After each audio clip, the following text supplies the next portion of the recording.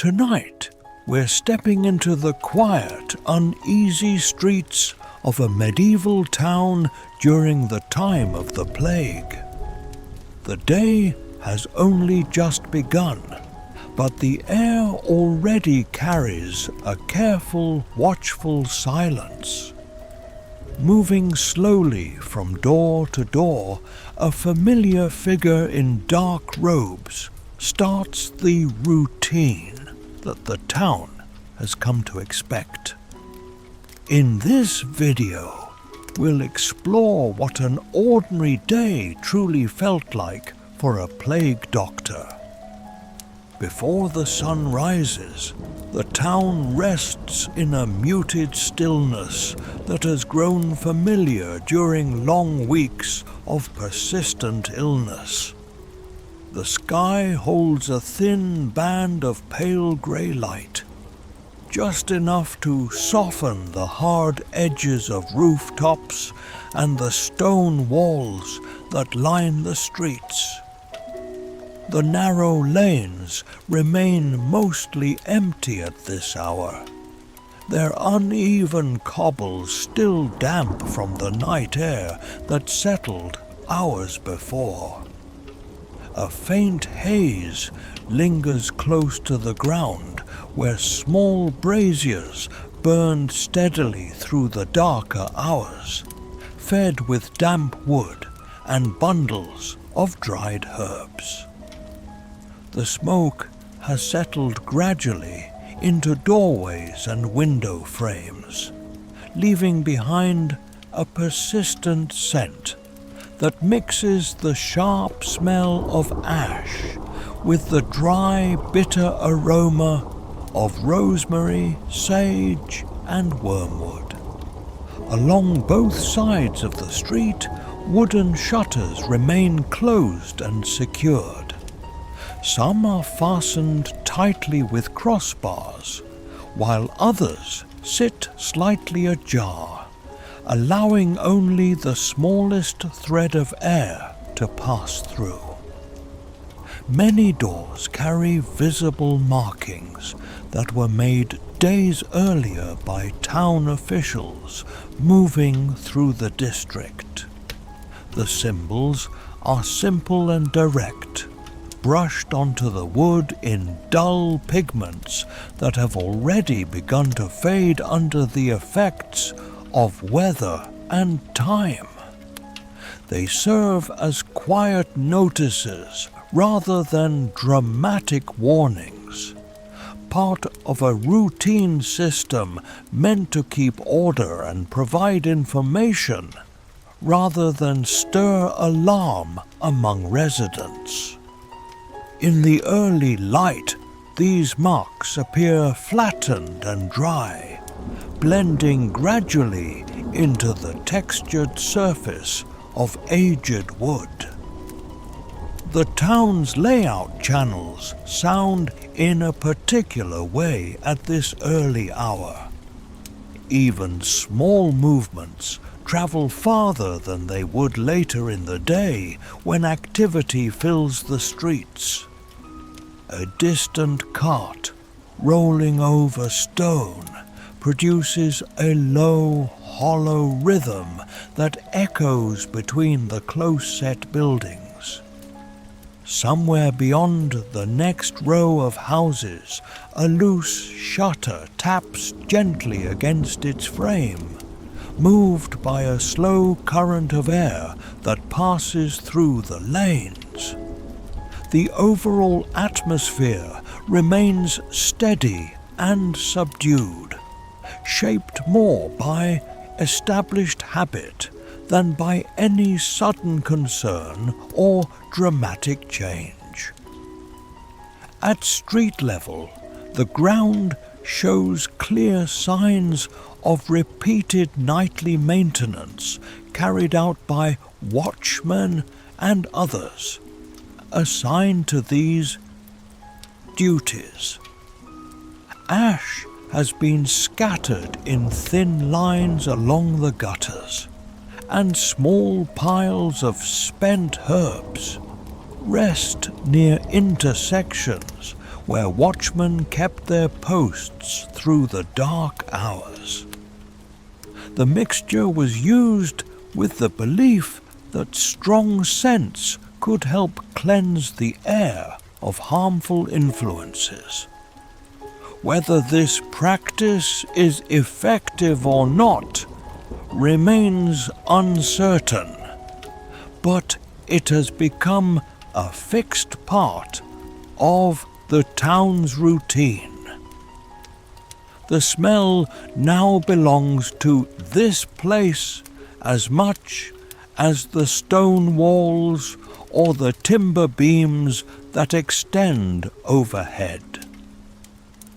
Doorways sit recessed into thick masonry, creating narrow pockets of shadow even as daylight slowly increases. In several of these recesses, clay bowls remain from the previous evening, once filled with smouldering plant matter intended to purify the surrounding air. Only faint threads of smoke rise from them now, barely visible in the growing light. The air feels cool but not sharp, carrying a slight heaviness that comes from lingering moisture and the residue left by the fires. The main thoroughfare that cuts through this district is wider than the side lanes that branch from it. Yet it also appears restrained and subdued at this hour. No market stalls are open for business. No fabric awnings hang overhead to provide shade. The usual movement of vendors and laborers has not yet begun. Instead, the street holds a measured emptiness that reflects the town's adjusted schedule. During periods of illness like this, activity often shifts later into the morning, allowing time for inspection and quiet observation before daily trade and commerce resume. At the far end of the street, the outline of a small chapel becomes visible through the haze that still hangs in the air. Its bell has not yet rung the first call of the day, but the tower stands as a fixed reference point in the otherwise muted scene. The building's stone surface appears slightly darker where moisture has collected overnight against the cold walls. A narrow path leads toward its entrance, bordered by low walls that guide movement in an orderly line toward the door. The houses themselves vary in size, but share common features shaped by long use and practical needs. Timber frames show through plaster that has cracked in thin, branching lines over years of settling. Upper floors extend slightly over the street below, reducing the amount of direct light that reaches the ground level. This design creates a consistent dimness even after sunrise, a condition that the town's residents have come to accept as normal and unremarkable. From time to time, a window covering shifts just enough to suggest someone observing the street from within their home. The movement is subtle and brief, barely noticeable unless watched for. No voices follow these small adjustments. The habit of watching without being seen has grown during recent weeks, encouraged by both caution and social expectation. Households remain attentive to any official presence in the streets, yet they avoid unnecessary contact or engagement. Near several doorsteps, small bundles of dried plants hang from iron hooks or wooden pegs. Their edges have curled and darkened with age and exposure. These bundles were placed with the intention of improving the surrounding air, and though their scent has weakened considerably over time, a trace of bitterness still lingers when the breeze passes near them. The repetition of these objects from house to house reinforces the sense that the entire district follows shared practices and common beliefs. The street surface carries faint tracks left by previous rounds of movement. Narrow wheel marks from handcarts run parallel to the curb, while overlapping footprints show where watchmen and early workers passed during the night hours. None of these signs appear particularly fresh. Instead, they form a layered pattern that reflects steady, repeated use rather than hurried or chaotic activity. A low stone archway connects one lane to another. Its stonework, worn smooth where countless hands have brushed against it over the years. Beneath the arch, the air feels slightly cooler, and the smell of smoke is less pronounced. Beyond it, the adjoining passage narrows further, allowing only a single cart to pass at a time. The design naturally slows movement, encouraging a deliberate pace that suits the current conditions of the town and its residents. Overhead, the sky brightens by small degrees as the sun approaches the horizon. The change is gradual enough that shadows shift almost without notice.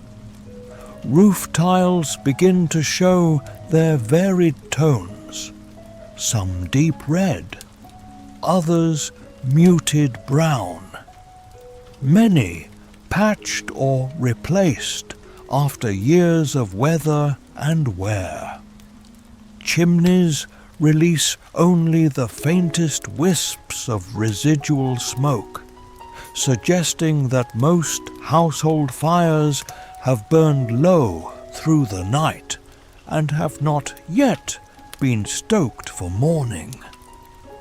At one intersection, a wooden post stands with a simple notice affixed to it.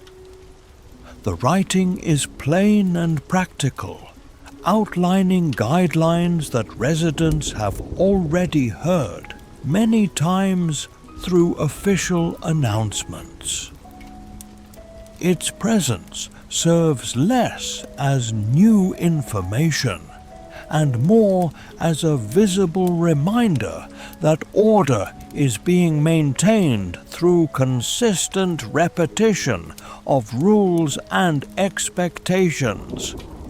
The edges of the parchment curl slightly, affected by damp air that settles each night. The town well sits covered with a wooden lid, its bucket secured to prevent unnecessary gathering of people around the water source. A shallow ring of ash surrounds the base, placed there during the previous evening as part of the regular protective routine. The stones forming the well's rim appear darker where water has splashed and dried repeatedly over years of use. No one approaches it at this early hour, yet its position at the center of the small square makes it a quiet focal point of the surrounding space. From a nearby stable, a horse shifts its weight, producing a soft scrape of hooves against wood that carries briefly into the street. The sound is contained and brief, fading quickly. No other animals are visible in the street at this moment. Most have been kept indoors longer than usual. Another adjustment made to reduce movement through shared public spaces. The absence of typical morning noise. No scattered chickens, no raised voices calling out, contributes to the restrained tone of the environment. The overall rhythm of the town at this moment is defined by waiting. It is not an anxious stillness filled with dread, but rather a practiced pause that precedes structured activity. Residents understand that certain duties will begin soon, and until then, they maintain a quiet order within their homes. The streets function as corridors rather than gathering places, shaped by expectation and social understanding as much as by physical design. As light continues to increase, the faded markings on several doors become easier to distinguish from the surrounding wood. Some are simple crosses, others small geometric shapes applied with a steady hand. Their placement is consistent, positioned at eye level, where they can be recognized quickly during routine rounds by officials.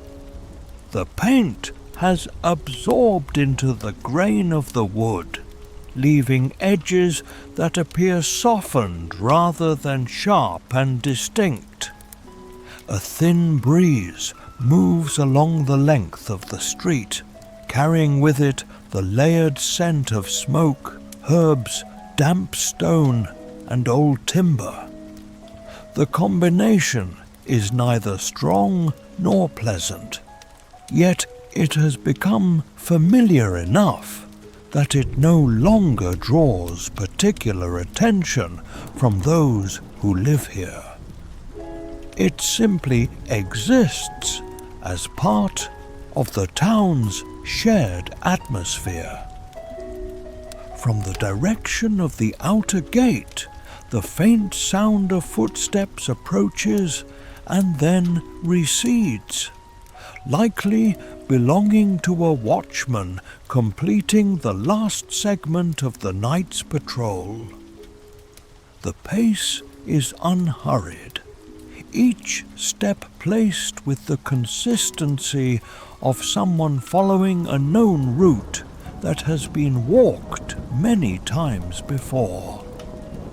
Once the sound fades entirely, the street returns to its prior quiet. The early morning light now reaches the upper walls of the buildings, leaving the lower levels still resting in shadow. This gradual illumination emphasizes the vertical layers of the town's construction, from the uneven cobbles below to the timber beams and overhanging upper floors above. The visual contrast remains soft, without any sharp brightness or harsh glare. No sudden movements disturb the scene. Instead, the environment holds steady, shaped by repeated practices meant to manage daily life under difficult conditions that have persisted for weeks. The closed shutters, the lingering smoke, the marked doors, and the carefully maintained emptiness of the streets all reflect a community that has settled into a measured routine designed to maintain order. In this subdued beginning of the day, the town presents itself as a place guided by habit and quiet order. The streets wait to receive the first official rounds of inspection. The air carries the residue of protective customs practiced overnight. The built environment supports a slow, deliberate pace that suits the current circumstances. The morning does not arrive with noise or urgency. It unfolds gradually, allowing each small detail, the texture of worn stone, the faded paint on wood, the persistent scent of dried herbs, to remain clearly present within the steady rhythm of a town living through prolonged illness.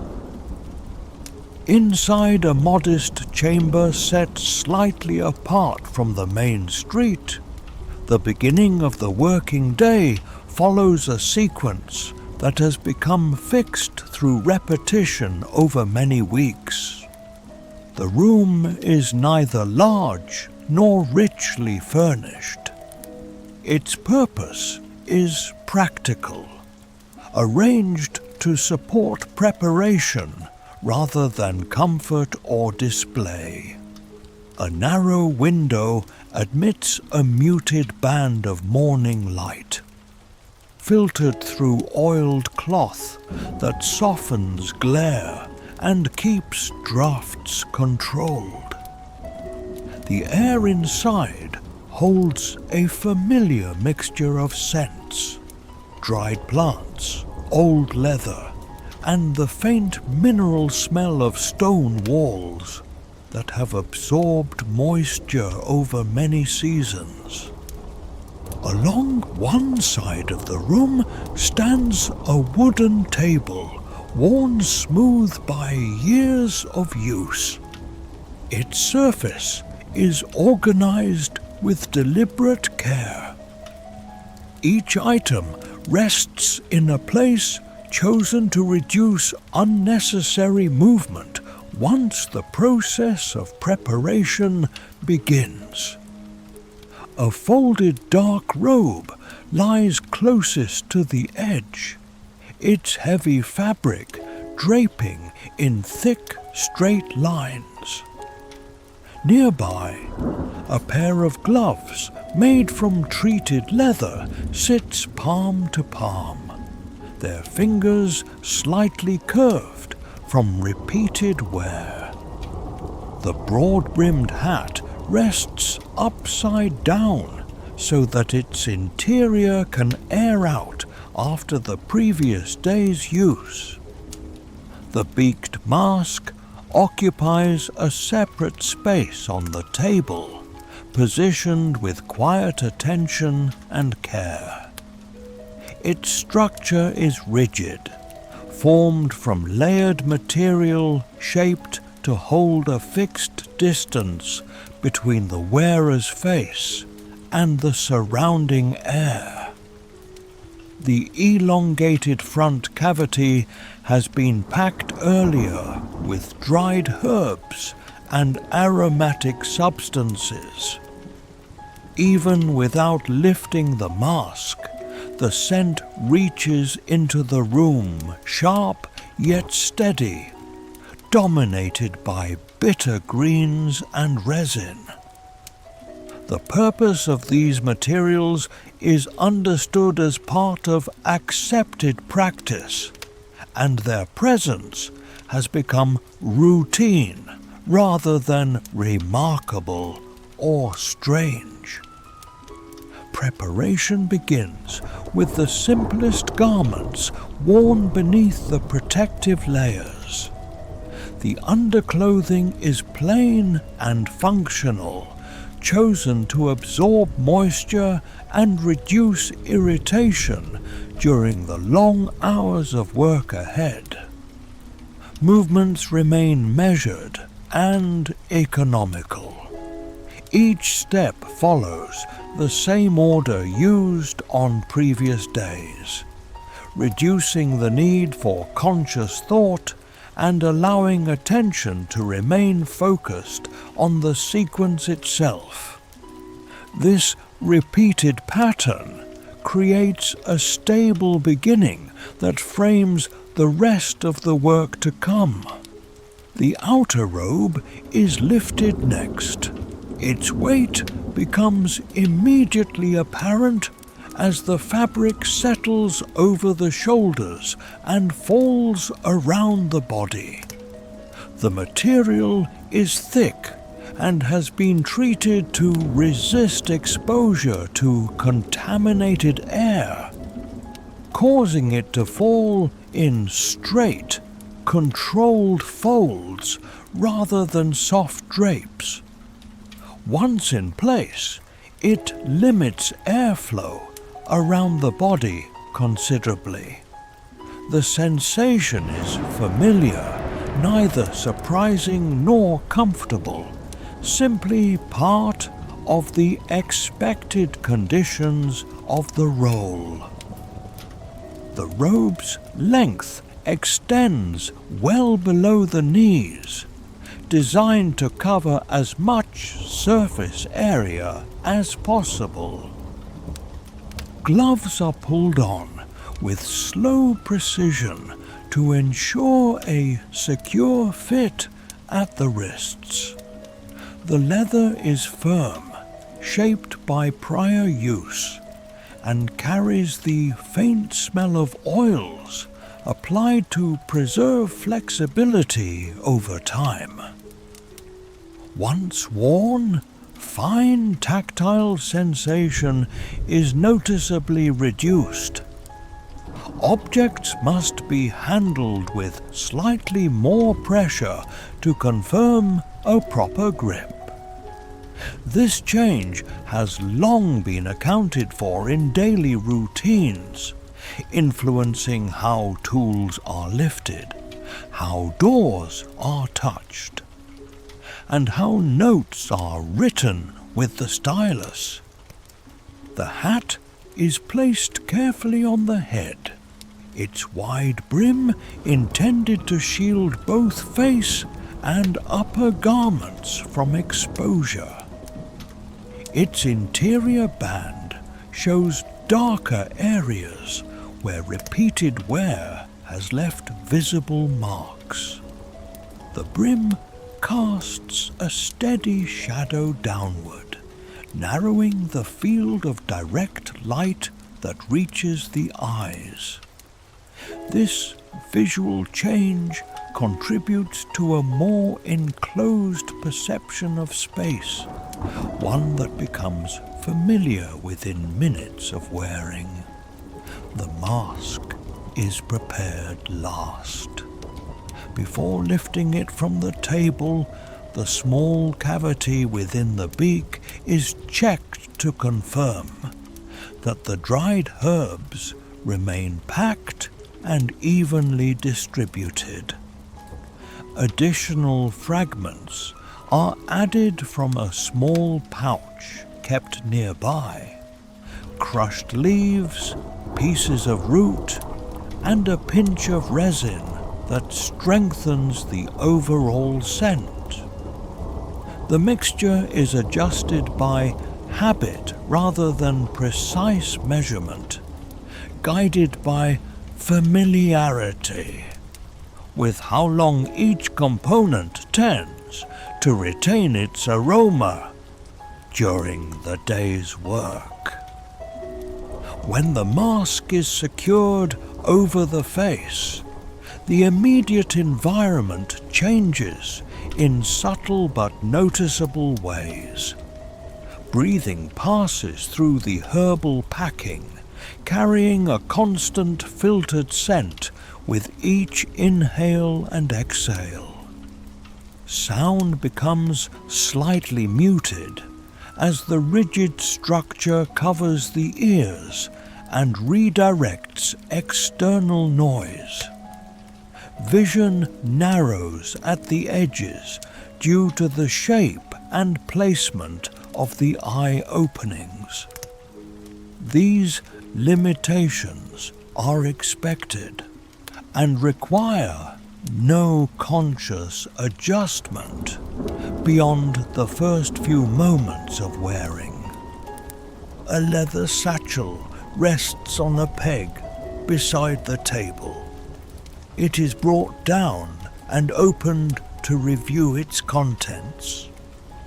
Inside are simple instruments used for routine inspection and record keeping.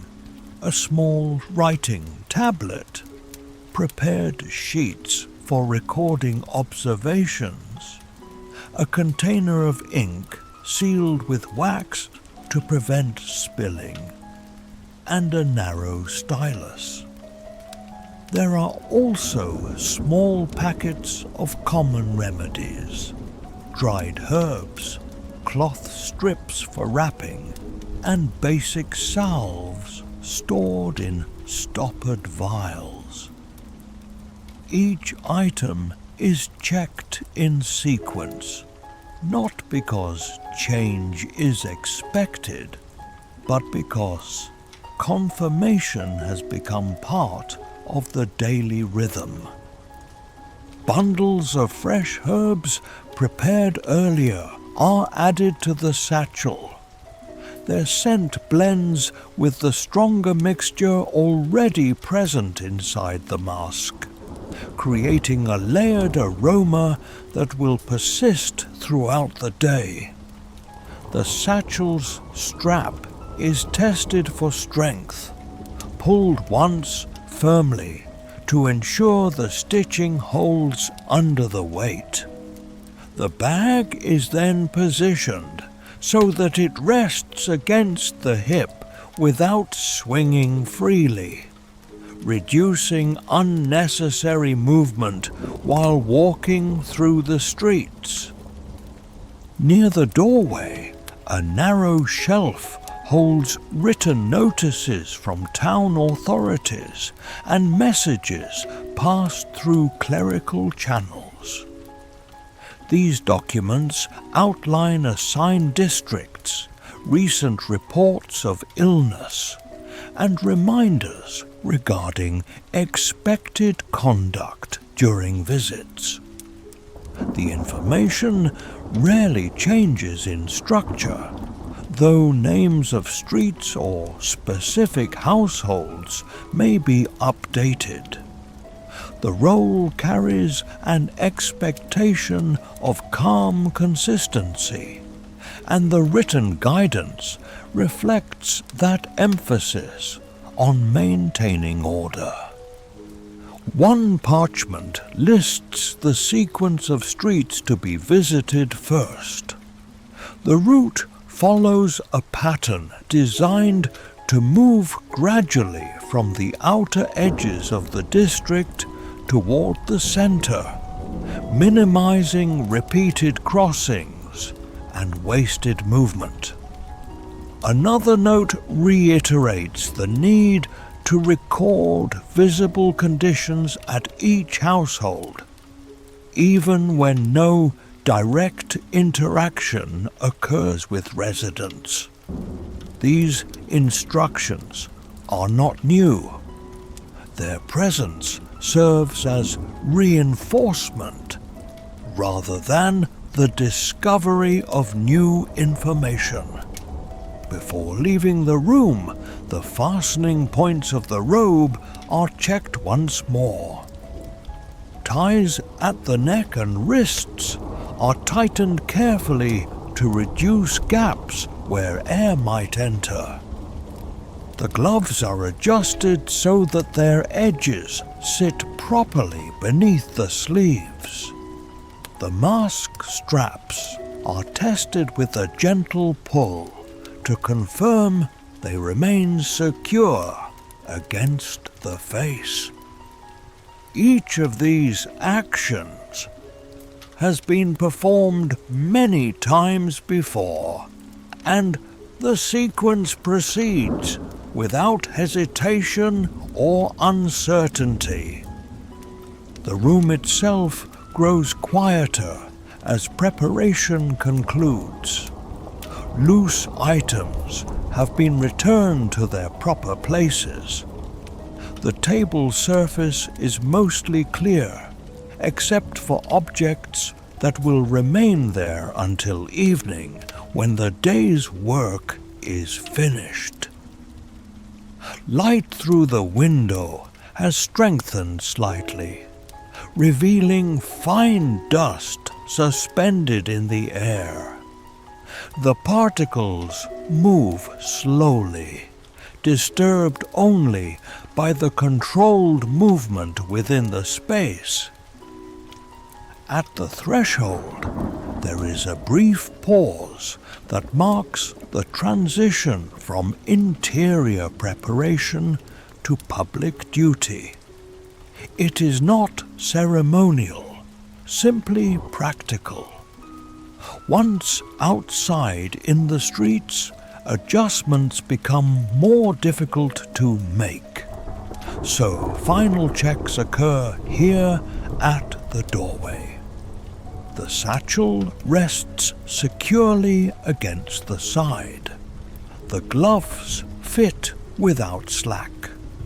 The mask maintains its position without shifting or feeling loose.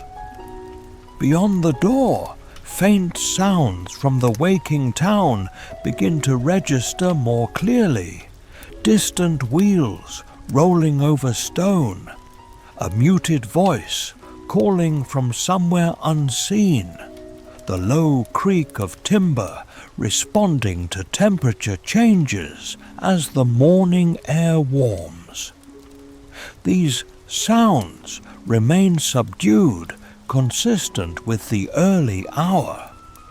They provide a reminder that the day's work will unfold within a living environment that continues its own routines alongside the official duties being performed. Expectations associated with the role are well understood without need for daily reminder. The presence of the protective garments signals authority as well as responsibility to those who see the figure moving through the streets. Town officials rely on visible adherence to these standards to reassure residents that structured oversight continues despite the ongoing crisis.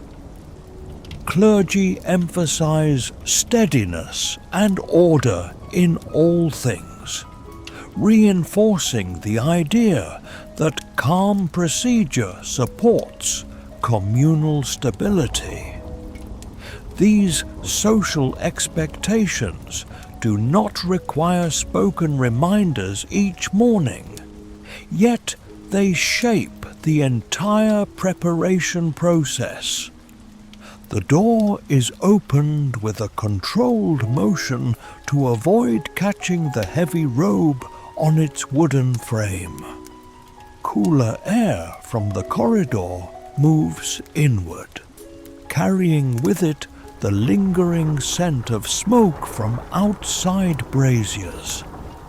The difference in temperature is slight, but noticeable through the multiple layers of clothing. Movement becomes more deliberate as the added weight and restricted vision begin to influence each step taken. With preparations complete, the transition from private space to the public streets is guided by the same steady rhythm that defines the rest of the day.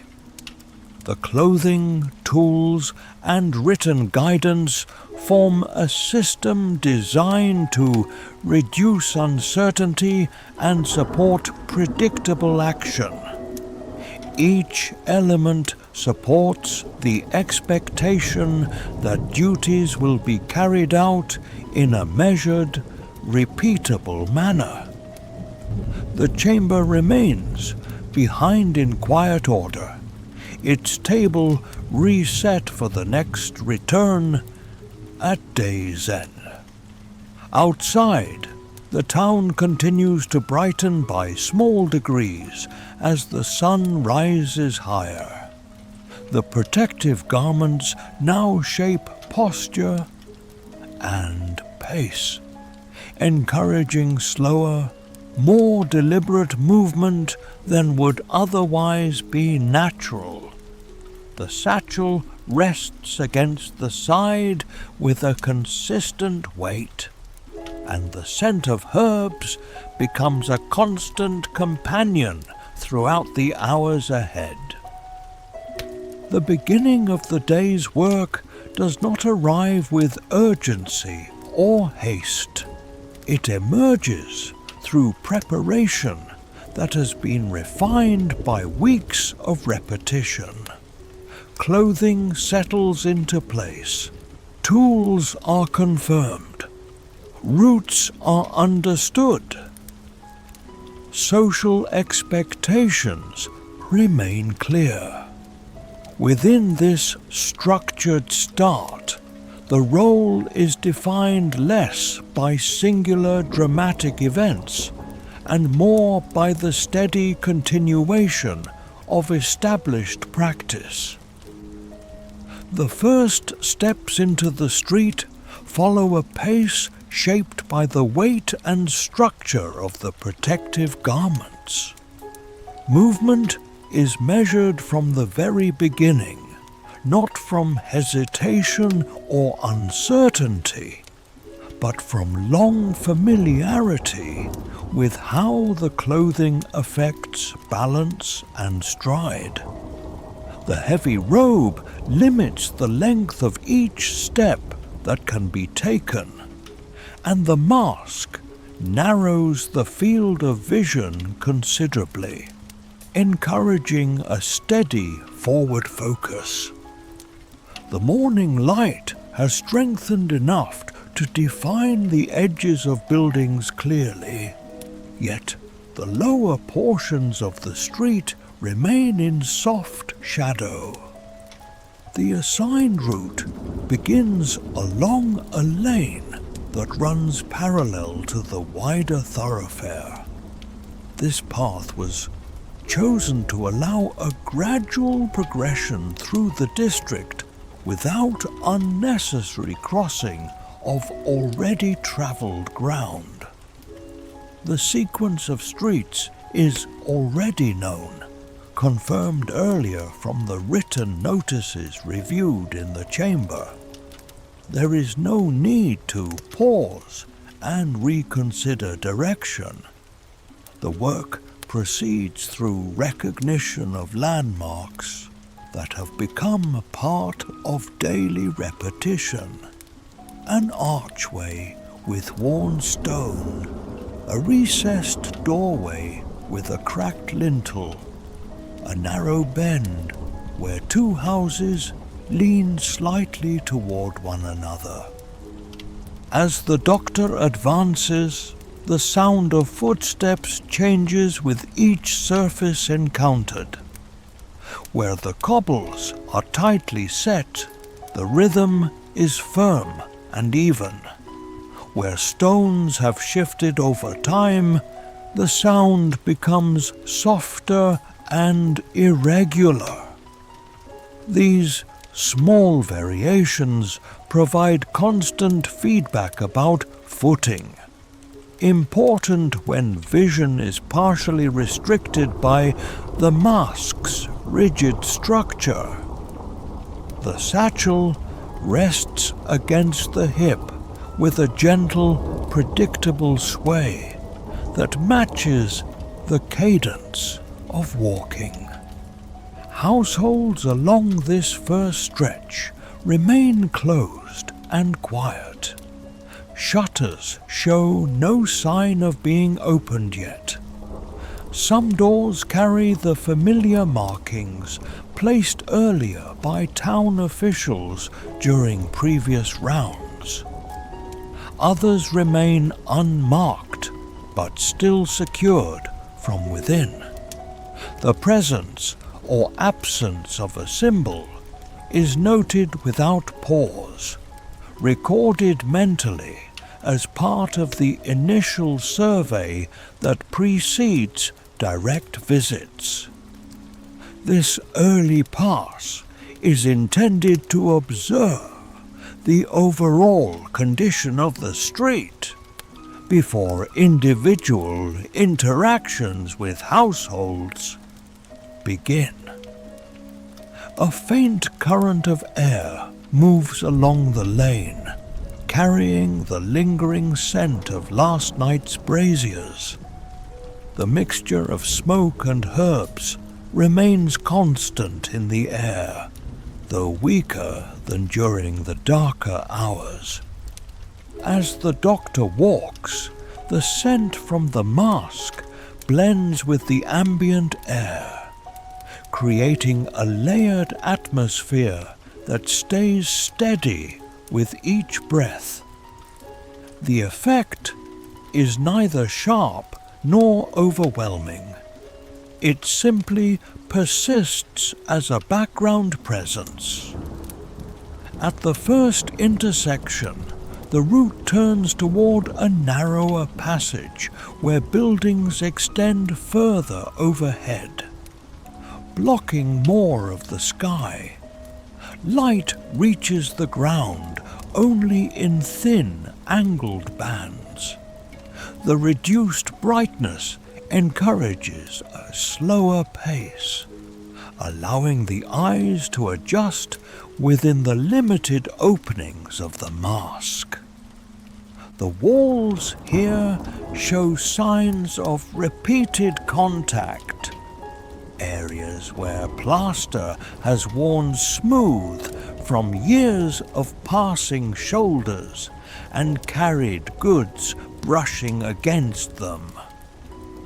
A doorway ahead shows a recently refreshed marking, the pigment still slightly darker than those visible on nearby doors. The threshold remains closed, with no movement visible behind the shutters. The observation is noted as part of the structured order of the morning rounds. No attempt is made to engage with the household yet.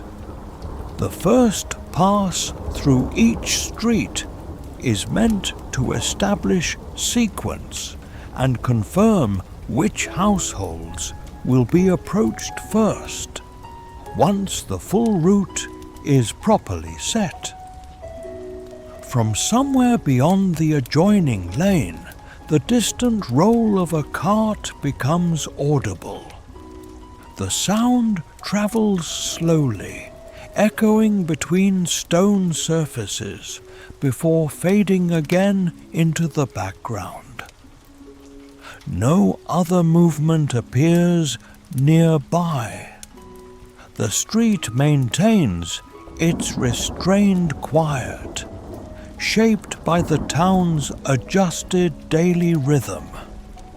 Residents remain indoors during these early moments, allowing official duties to begin without obstruction or interference. The doctor comes to a brief halt at a junction where 3 lanes converge. This is not a pause born from confusion, but rather a deliberate moment taken to confirm direction. Each pathway ahead corresponds to a specific group of households that were listed in the morning's notices. The sequence must be followed precisely to prevent the need for retracing steps later in the day. After a moment of stillness, movement resumes down the left-hand path. As the rounds progress, small details from the surrounding environment begin to accumulate into a recognizable pattern. Clay bowls from the previous night rest near multiple doorways, their contents now reduced to nothing more than grey ash. A length of cord has been stretched across one entrance at waist height, serving as a simple signal that entry is forbidden until an inspection takes place.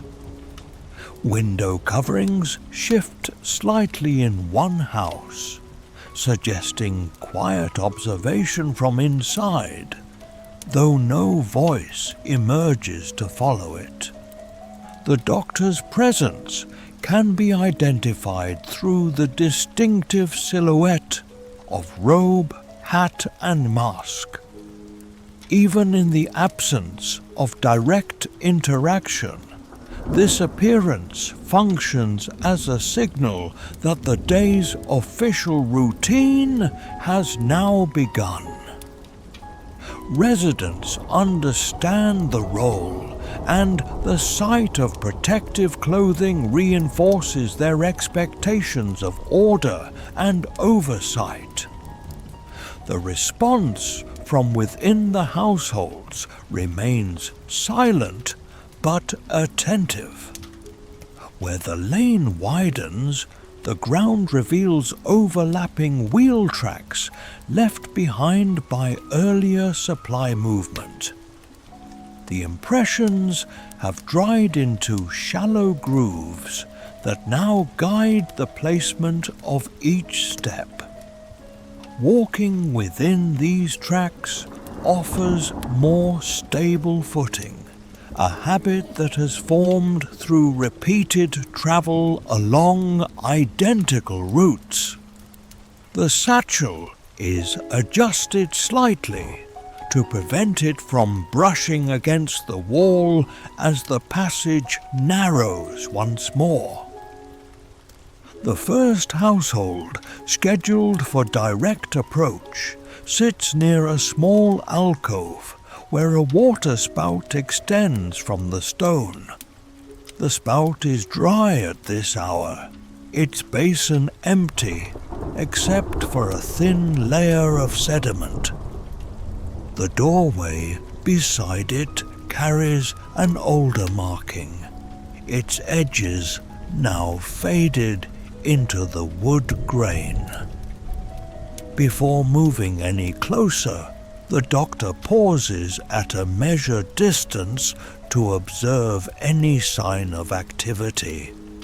Sound from within, movement behind shutters, or objects left outside. No immediate change becomes visible, and the structured process continues forward. The order of visits is not altered by impulse or instinct. Each address is approached according to the predetermined list. which ensures that the entire district receives coverage without omission. This method reduces uncertainty and allows the day to unfold through steps that can be predicted. Further along, the lane opens briefly into a small square where the buildings pull back just enough to admit broader light. Here, the air feels less confined, and the scent of smoke becomes lighter. A covered well stands at the center undisturbed. The doctor crosses the space without stopping, maintaining the steady pace that helps preserve energy over the long hours ahead. The route then bends toward a row of closely spaced houses that were identified earlier for initial checks. Their doors share similar construction, heavy planks reinforced with iron bands. Several display the same symbol at eye level, confirming that prior inspection has already occurred. The repetition of these markings creates a visual rhythm that mirrors the repetitive nature of the work itself. Before delivering the first knock of the day, there is another brief pause used to review the sequence of actions ahead. The satchel strap is settled more firmly across the shoulder. Gloves are flexed once to ensure full movement of the fingers. The mask remains secure, its herbal scent still unchanged. These small confirmations support a consistent beginning to what will become direct interaction. The surrounding street remains quiet, with only distant, indistinct sounds managing to reach the area. Light now touches the upper portions of the opposite wall, though the doorway itself remains in shade. The environment holds steady, free from any sudden movement or noise. The moment marks the transition from observation alone to engagement, following the structured order that was established during preparation. With posture aligned and tools properly in place, the doctor steps closer to the first assigned door. The movement is slow and deliberate, shaped both by the constraints of the garments and by the expectations of the role itself. The day's rounds, already mapped out in sequence, begin to shift from distant observation toward direct, methodical contact with the households of the district. The first direct visits begin without any shift in pace. The routine that follows has been shaped by repetition and is now carried out in the same order at each household. At the initial doorway, the doctor stops at a measured distance, close enough to be seen if someone is watching from within, yet far enough to maintain the expected separation. The gloved hand rises and delivers a firm, even knock against the wood. The sound is controlled, neither too loud nor hesitant, intended to signal presence rather than urgency. After the knock comes a pause. This waiting period forms part of the established pattern. It allows the household time to respond without feeling rushed. During these moments, the doctor remains completely still, listening through the muted acoustics created by the mask. Subtle sounds become more noticeable. The movement of fabric, a faint shift of weight behind the door, the soft scrape of a latch being considered but not yet lifted. If no immediate answer arrives, the knock is repeated once more, with the same steady pressure as before. The repetition remains consistent across every visit. It prevents confusion and ensures that each household receives the same procedure regardless of their status or location within the district. This uniform approach reinforces the role as one governed by method rather than impulse. When a response is finally indicated, often by a voice kept deliberately low or by the slight opening of a shutter, the doctor does not move forward abruptly. Instead, the position remains fixed until permission to approach is clearly given. This practice has become an understood social rule. Households expect distance to be maintained, and the doctor's adherence to that expectation helps preserve calm throughout the interaction. Once acknowledged, the door may open only a narrow span. The opening is rarely wide, just enough to allow words to pass and for the doctor to observe the threshold area. The first moments of entry are never rushed. The doctor steps forward slowly, ensuring that the robe does not brush against the frame. The satchel is kept close to the body to avoid any contact with surrounding surfaces. Inside the entryway, the routine continues with a brief visual survey. Attention is directed toward the immediate environment, the condition of the floor, the placement of bedding if visible, the presence of water vessels, and the general order of the space.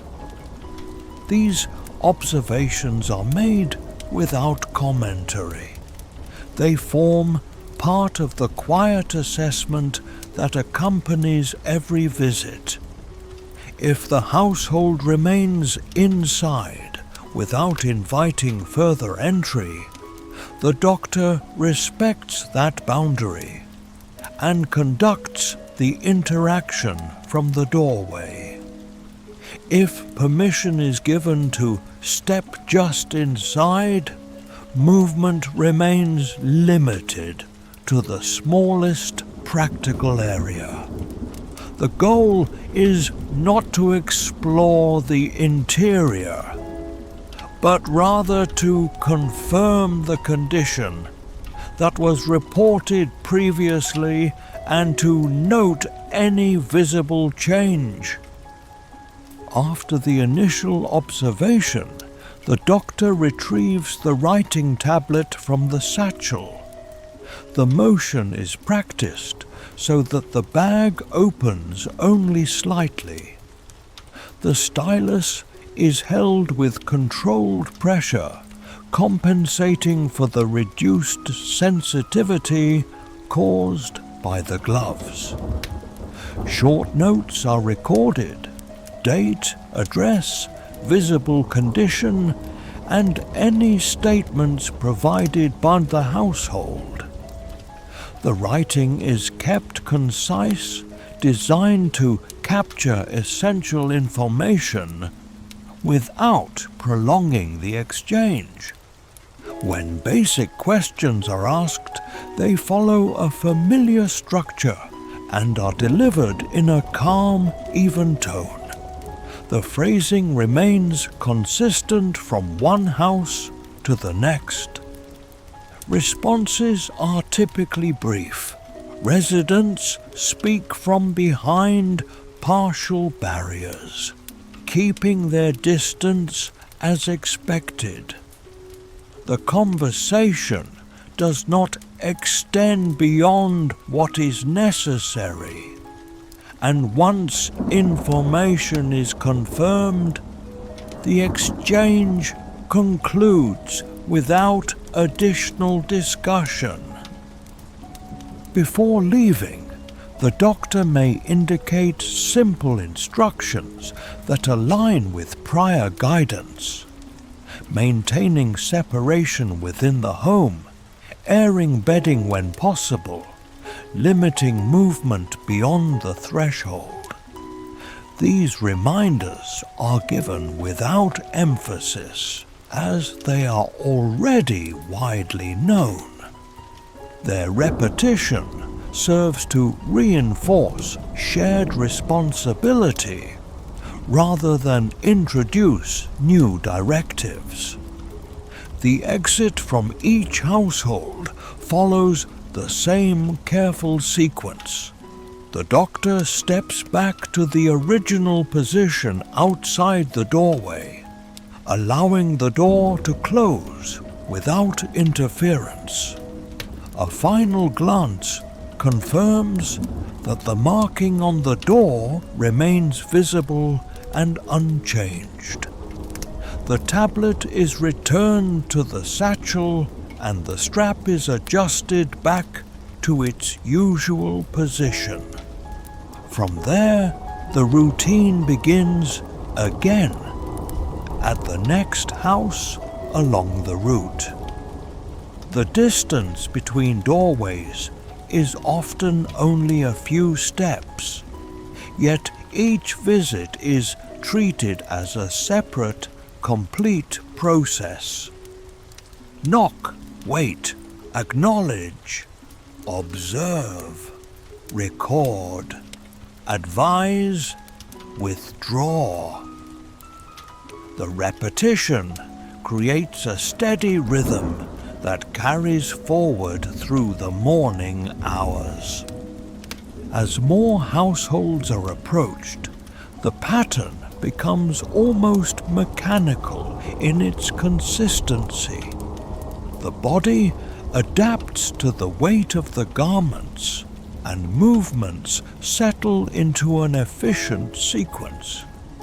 The sound of knocking, followed by silence, then quiet voices, repeats itself along the length of the street.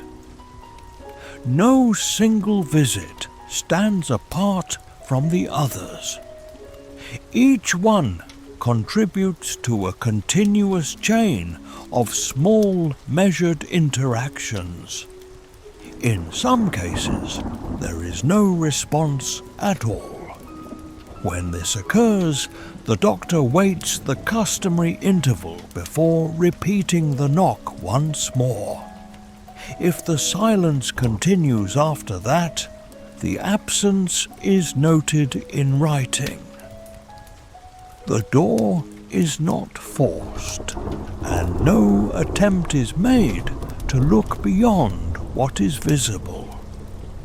The procedure values order and documentation over intrusion. Between houses, the short walks provide brief moments where only environmental sounds are present. the faint roll of a distant cart, the muted ringing of a bell marking the hour, and the soft friction of the robe against itself accompany these transitions. The pace remains unchanged, preserving energy and maintaining the predictable flow of the work. At intersections, the doctor pauses only long enough to confirm the next address on the list. There is no deviation from the assigned route. This adherence ensures that every household receives attention within the planned time frame. It also reduces the likelihood of missed visits, which would require retracing steps later in the day. As the sequence continues, the repetitive nature of the task begins to shape the overall atmosphere of the street. Residents start to anticipate the pattern, the steady knock, the pause, the brief exchange.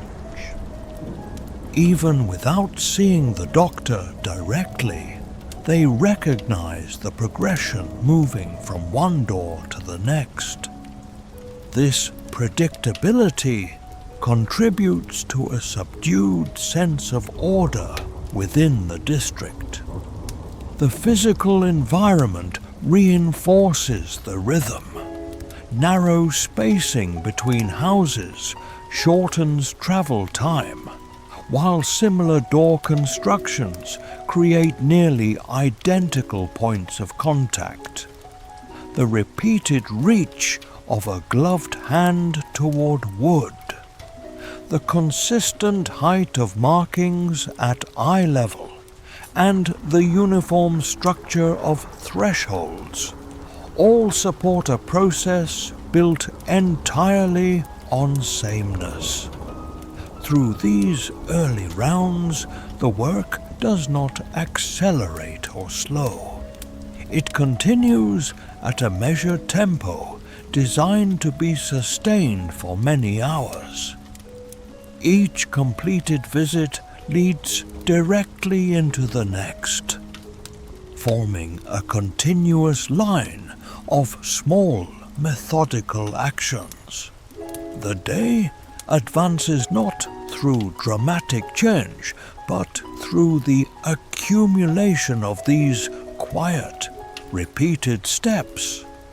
As the rounds continue deeper into the district, the surrounding atmosphere becomes more noticeable, precisely because so little changes from one street to the next.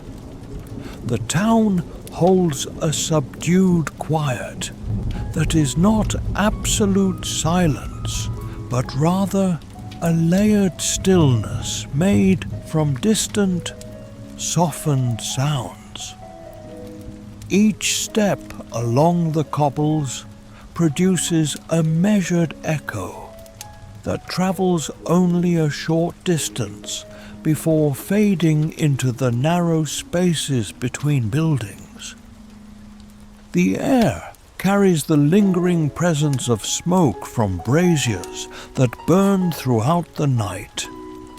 The scent has settled into wood, stone, and fabric, forming a constant background rather than a sharp intrusion.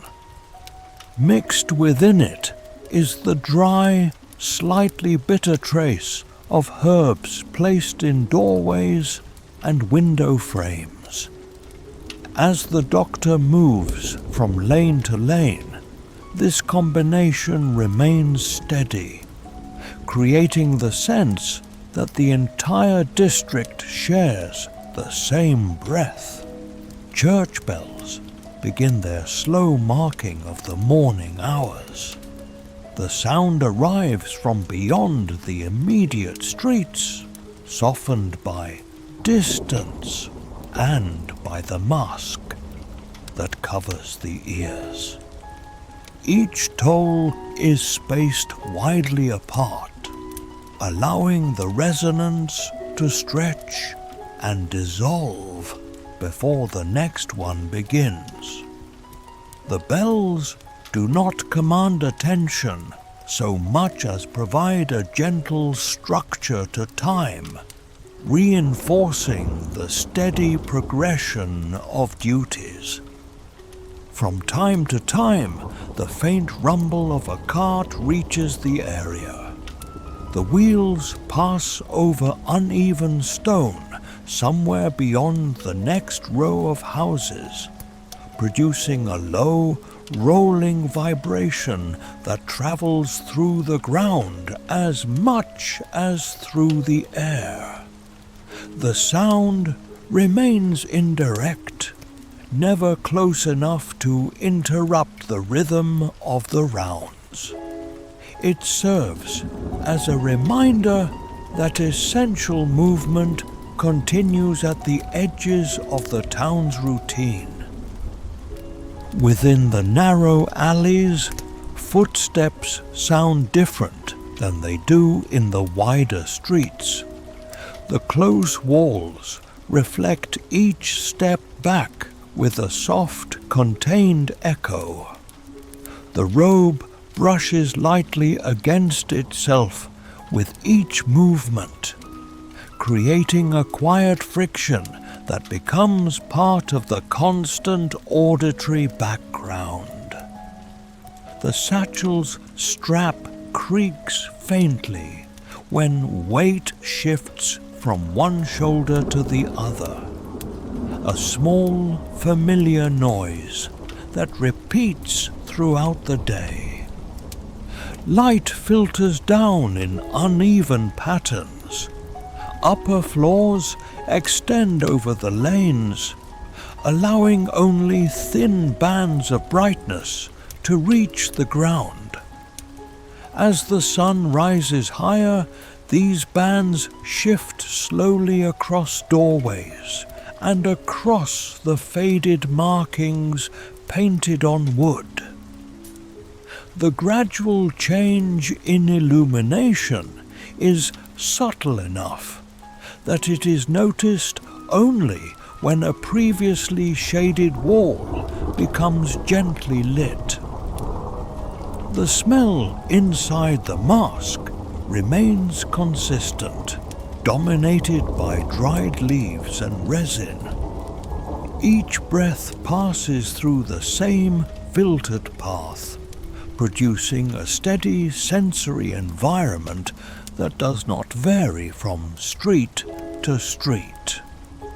This constancy reduces distraction, allowing attention to remain focused on movement and observation, rather than on changing surroundings. Occasionally, a window covering moves slightly as someone inside adjusts it to look out. The sound is soft, fabric against wood, or the faint click of a small latch. These movements are brief and restrained. No voices follow them, and the window returns to stillness. The presence of quiet observation from within homes has become a normal part of the morning landscape. At one corner, a stack of empty crates rests against a wall, left behind after earlier delivery of supplies. Their wood carries the dry scent of storage and transport. A loose board shifts slightly in the breeze, tapping at irregular intervals.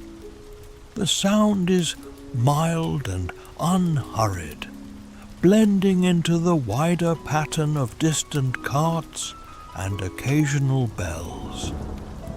Further along, a narrow drainage channel runs beside the street. Water moves slowly within it, producing a low, continuous murmur. The flow is not strong enough to be seen clearly through the dim light, yet its sound adds another layer to the subdued environment.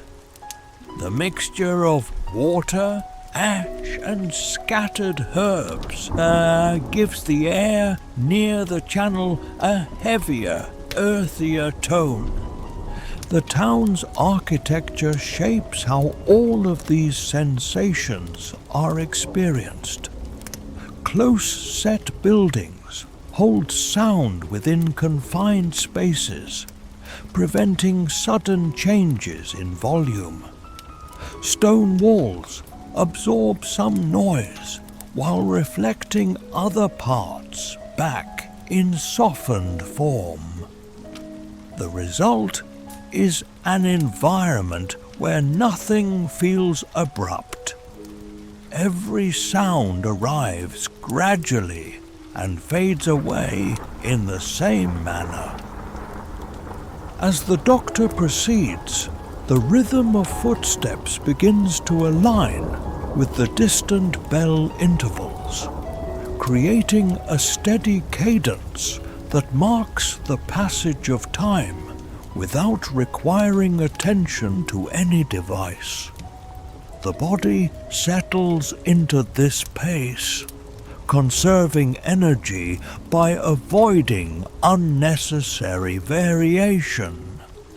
The protective garments, though heavy, begin to feel predictable in how they move with each step. The scent of herbs placed at doorways varies slightly from house to house. Some sharper, some nearly faded, but the differences are minor.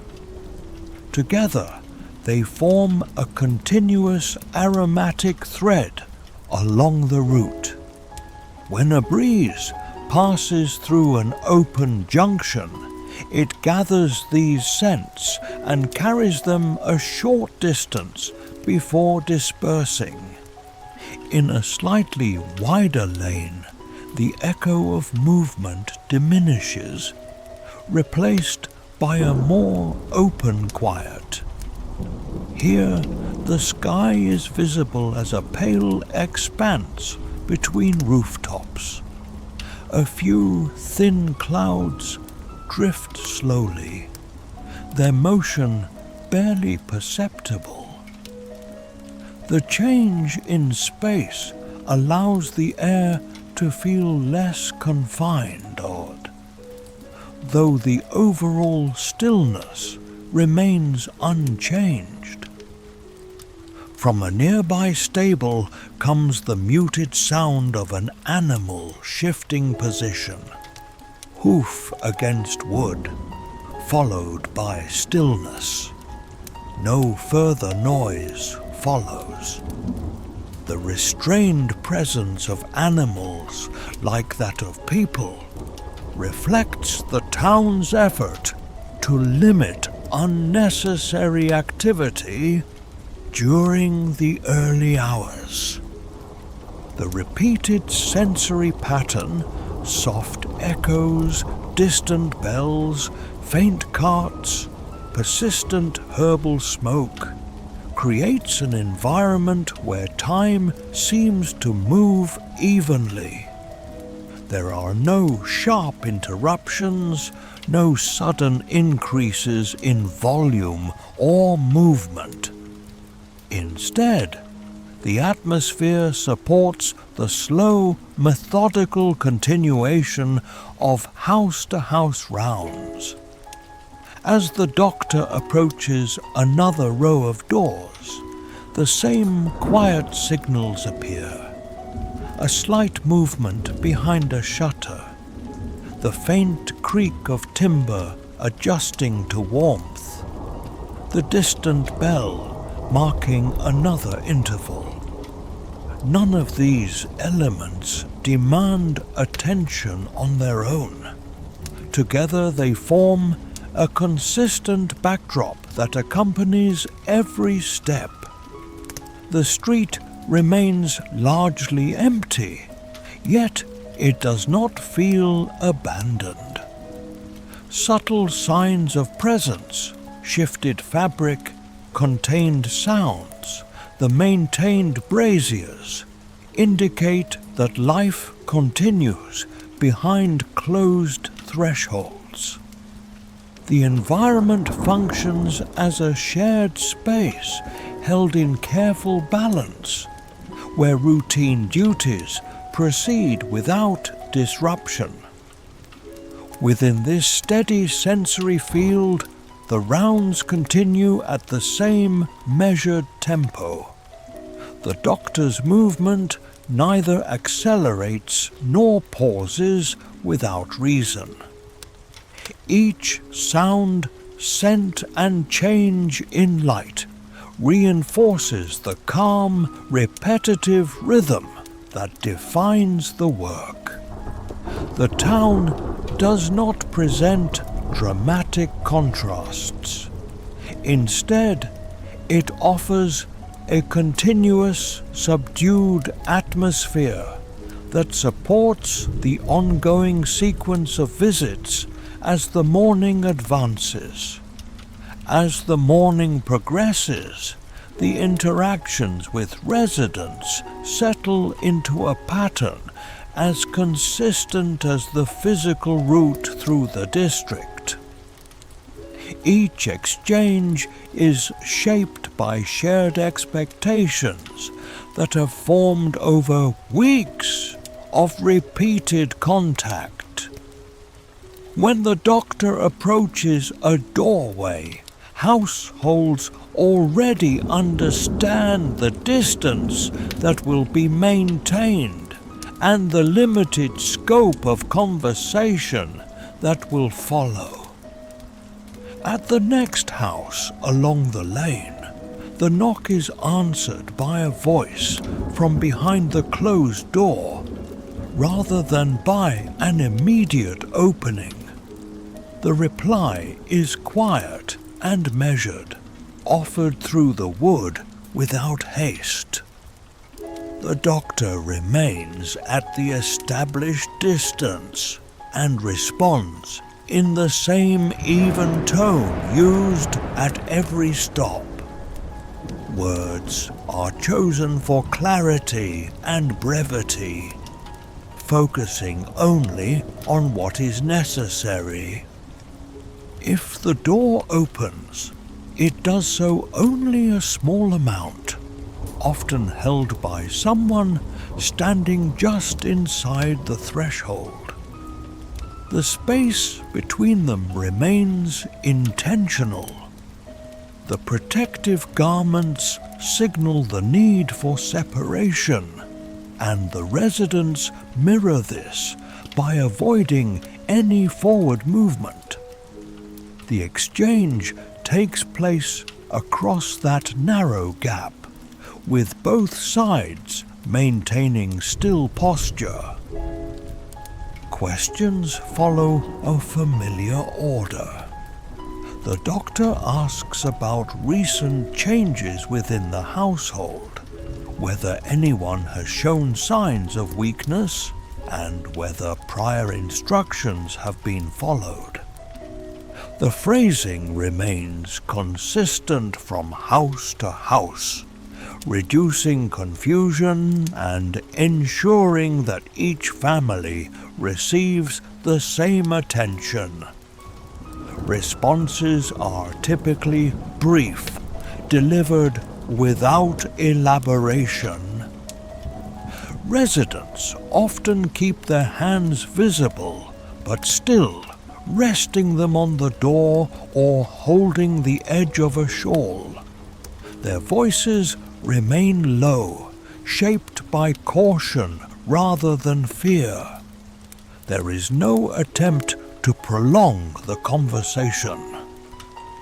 Once information is given, silence returns quickly, allowing the doctor to record the notes without interruption. The act of writing becomes part of the interaction itself. The tablet is lifted, the stylus moves in short strokes, and the scratching sound is faint beneath the mask. Households watch this process with quiet patience. The visible recording of details reassures them that their situation has been formally acknowledged.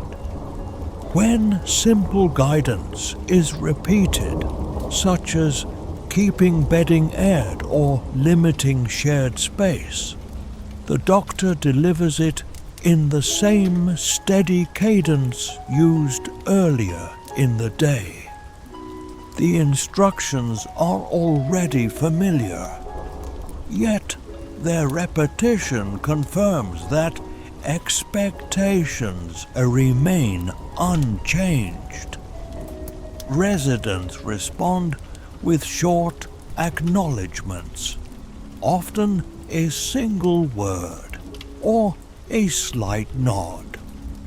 At some homes, no door is opened.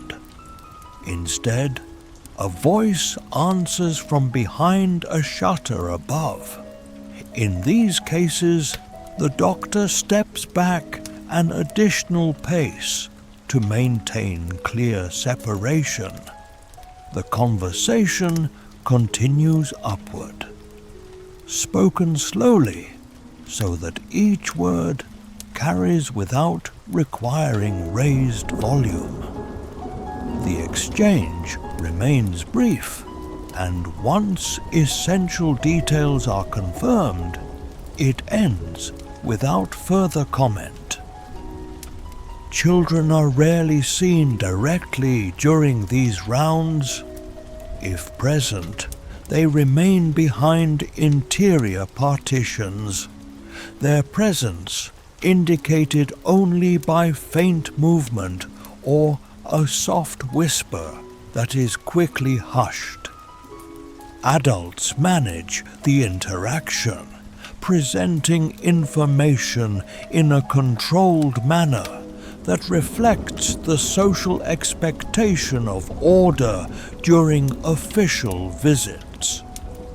At another doorway, an elderly resident speaks through a partially opened panel built into the larger door. The smaller opening allows sound to pass while keeping the main barrier closed. The doctor adjusts stance slightly to face the panel without moving closer. The conversation proceeds in the same restrained manner, focused on confirming conditions rather than exploring detail. Throughout these encounters, body language remains minimal. The doctor keeps movements deliberate and slow, avoiding gestures that could be misread. Residents mirror this stillness, limiting motion to what is necessary to hold the door or adjust their footing. The shared restraint contributes to a calm atmosphere, even when the topic of illness is present. Social expectations assign the doctor a role that combines authority with distance. Households rely on the presence of official oversight, yet they also expect interactions to remain brief. The protective clothing reinforces this boundary, making prolonged conversation impractical. Over time, both sides have adapted to a communication style built on efficiency and predictability. When a household reports no change, the response is acknowledged without additional probing. The doctor records the statement and offers the same closing reminder given elsewhere. This uniform treatment helps prevent the impression that any home is receiving more or less attention than another. Consistency supports trust in the process. In cases where a resident hesitates before answering, the doctor does not press for an immediate response. A short pause is allowed, giving time for the person to gather their words. The silence is not uncomfortable. It is simply part of the established rhythm of these visits. Once the reply is given, the exchange resumes its steady flow. The physical arrangement of narrow streets often means that neighbors can hear portions of each interaction. Despite this, voices remain controlled and neutral. No household attempts to speak over another or to draw attention.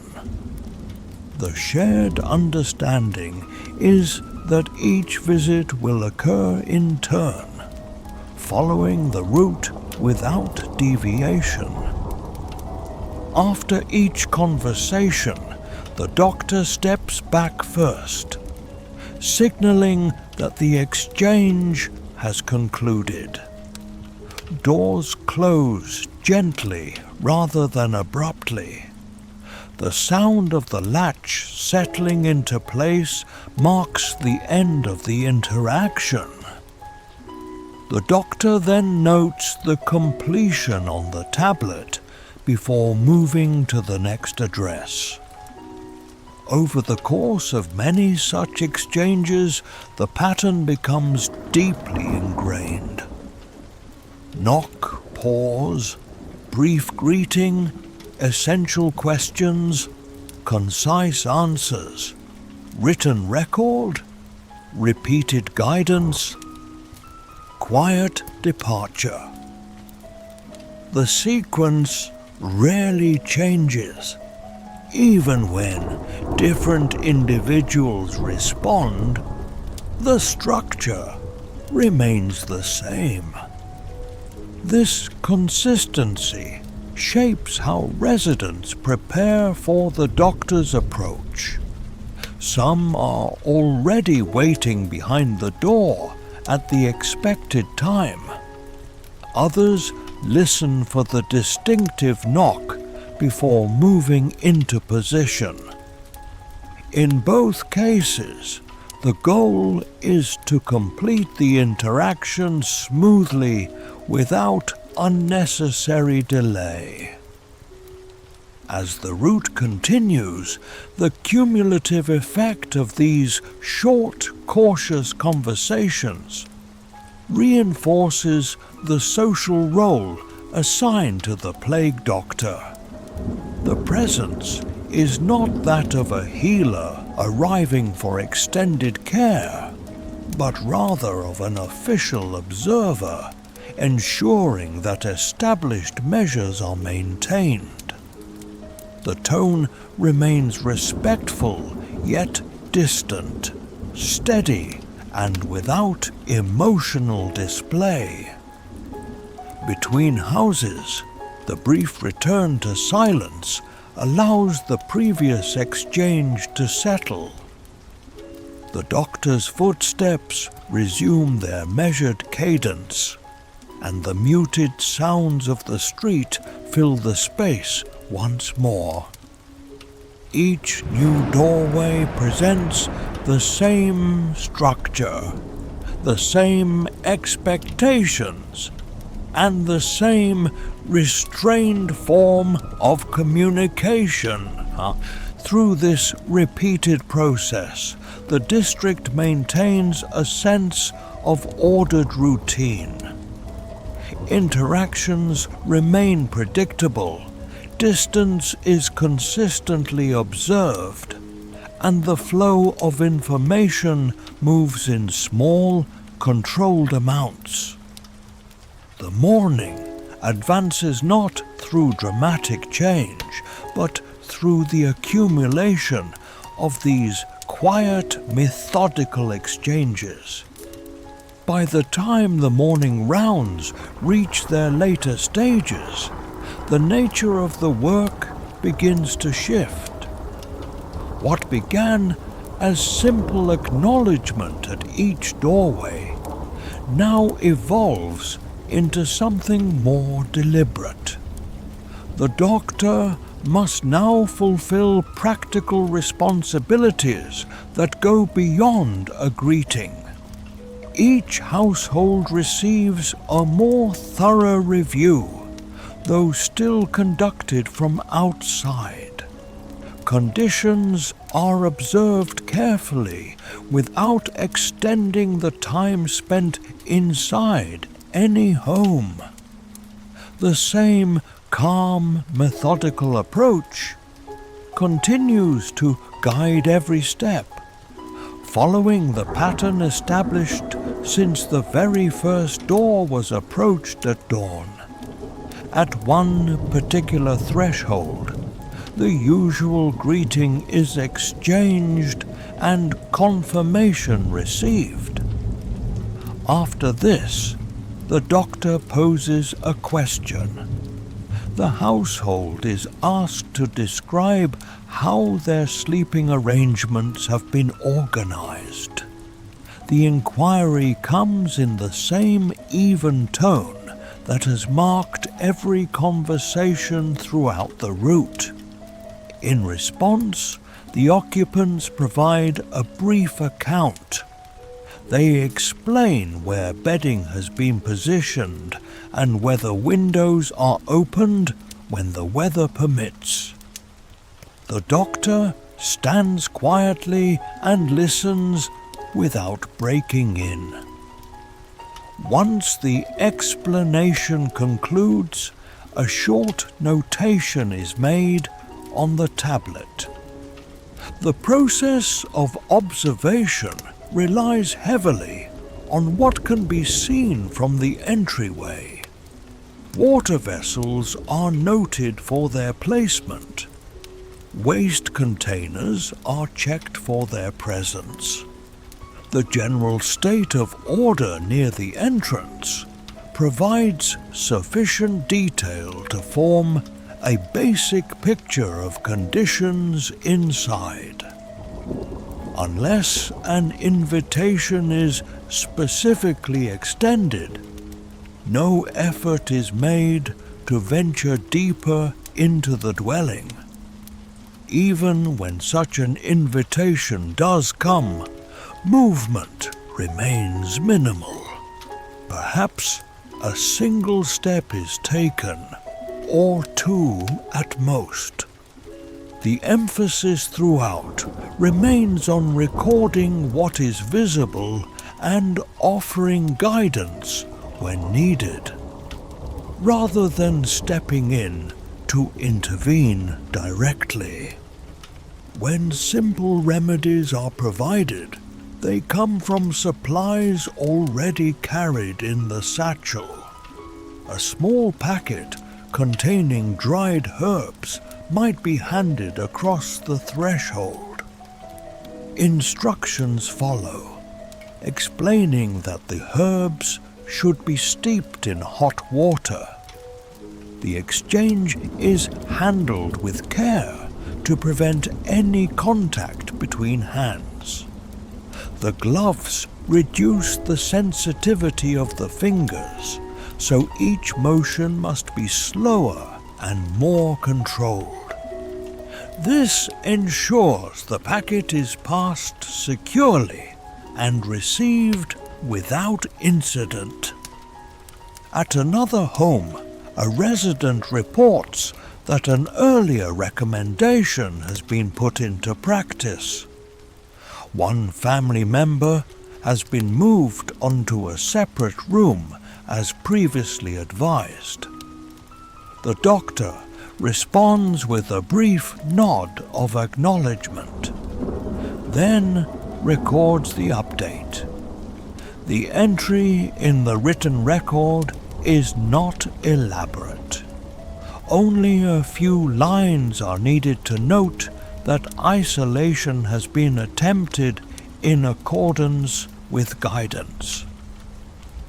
What matters most is maintaining a clear and accurate written account, one that can be reviewed later by town officials or by clerical supervisors overseeing the district's management. This restrained approach to inspecting living conditions continues from one house to the next.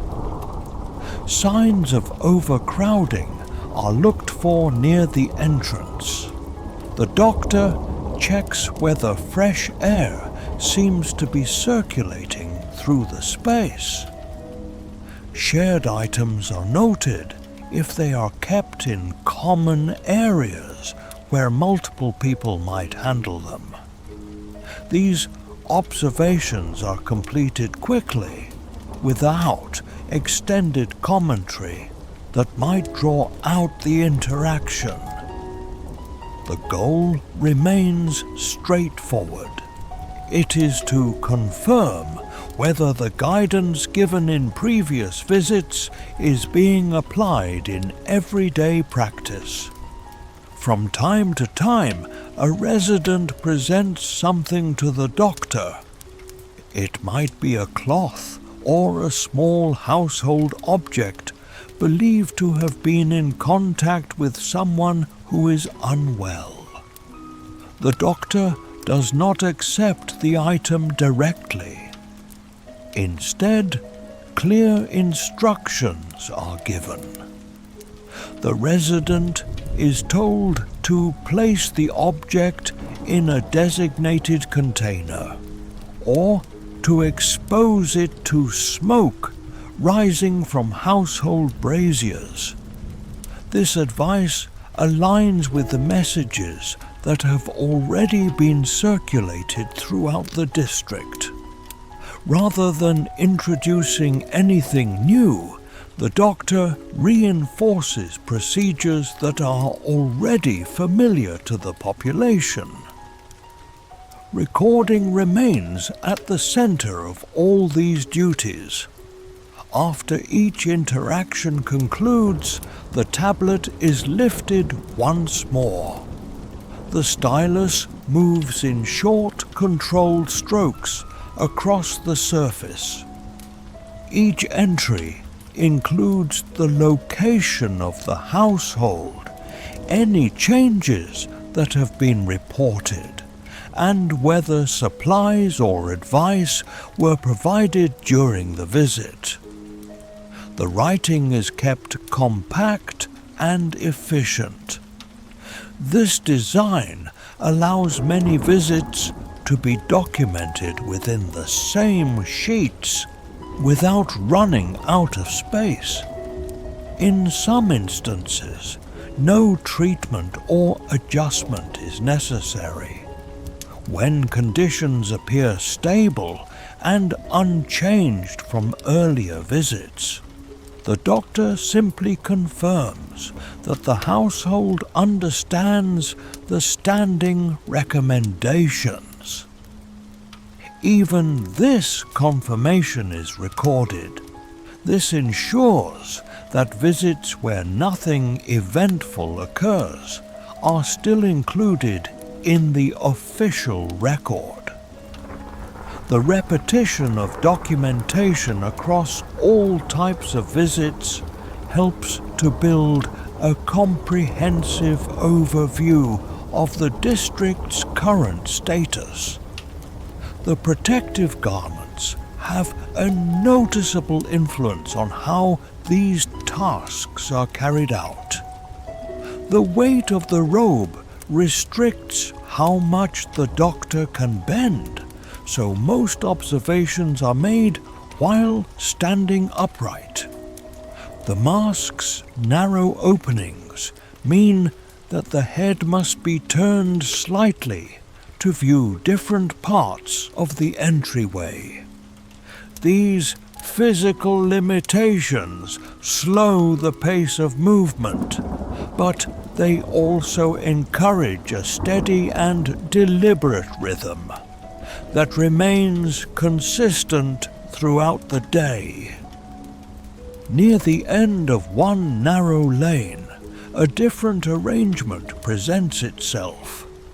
The resident speaks from a small upper window rather than opening the door. A basket is lowered on a cord. Inside are several written questions that were prepared earlier in the day. The doctor reads each one carefully, then provides brief verbal answers that can be shared with others inside the household. The basket is raised again without any direct exchange of objects between hands. This method allows communication to continue while maintaining distance between the doctor and the occupants. The recommendations offered during these rounds remain modest and practical in nature.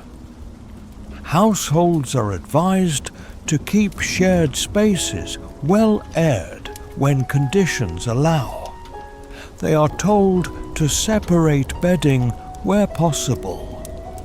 Unnecessary visitors should be limited.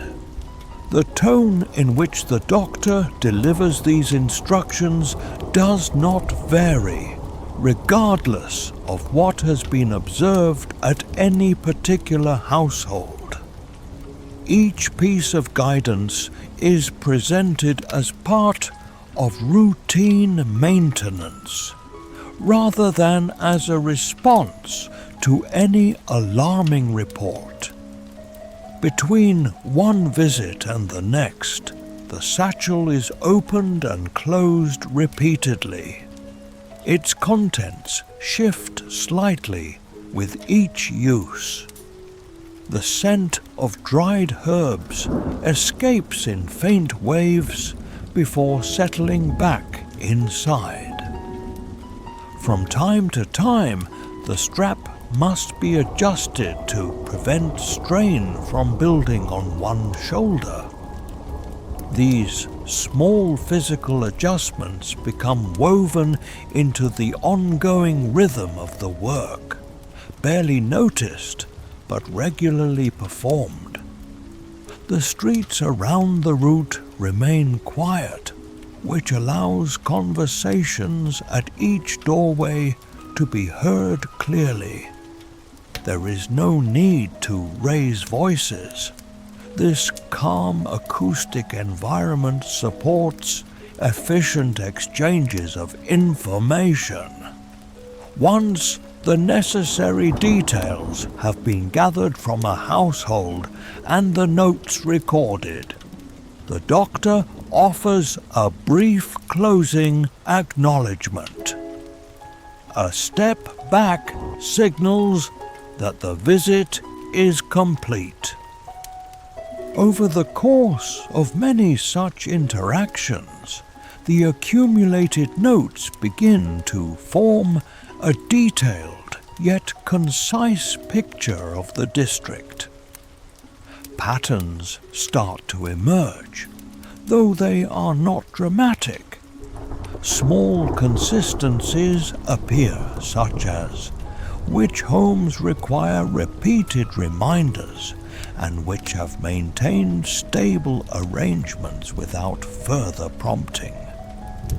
These patterns are not analyzed in the moment. They are simply documented so they can be reviewed at a later time. The responsibility carried through all these actions is steady rather than urgent. Observing, recording, advising, and providing simple remedies all fit within the same measured framework that was established at the start of the day. There is no deviation from the assigned route. No household is skipped unless it has been previously marked as unoccupied. As the sequence progresses, the doctor's movements grow increasingly economical. The tablet is retrieved and replaced with minimal effort. Packets of herbs are located by touch alone within the satchel, without the need to look inside. The knock delivered at each door remains consistent in both tone and strength. These small efficiencies help reduce fatigue and make it easier to maintain the same calm presence at every stop along the route. Through this ongoing process, the role of the plague doctor becomes clear. It is expressed less through visible acts of treatment and more through careful oversight. The well-being of the district is supported by thorough documentation, by repeated guidance, and by the confirmation that established measures remain in place. The work advances through small, methodical actions that are repeated from house to house without interruption or deviation. The morning hours pass within this steady cycle of responsibility. Each visit that is completed leads directly to the next one, in sequence. The written record grows line by line. The environment remains subdued and orderly throughout. Nothing within the routine creates a sense of urgency or demands haste. Instead, the day continues to unfold through the quiet and consistent fulfillment of the duties that have been assigned. By the time the route reaches the later portions of the assigned district, the ongoing pressures of the day make themselves known in more tangible ways. The protective garments, which felt merely heavy during the morning hours, now settle with greater firmness against the shoulders and back. The robe traps warmth close to the body, reducing the cooling effect that passing air might otherwise provide. Movement continues at the same measured pace that has been maintained all along. Yet each step now requires slightly more deliberate effort to keep balance and posture steady.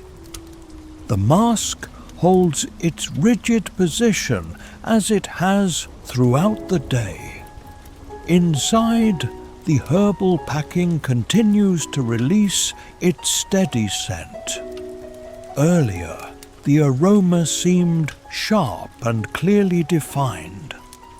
By now, it has blended into a constant background presence. It does not fade, nor does it change. Breathing remains controlled through the narrow passage built into the mask, producing a quiet and regular rhythm that accompanies every action taken. The gloves, which were fitted carefully at the start of the morning, have grown warmer on the inside.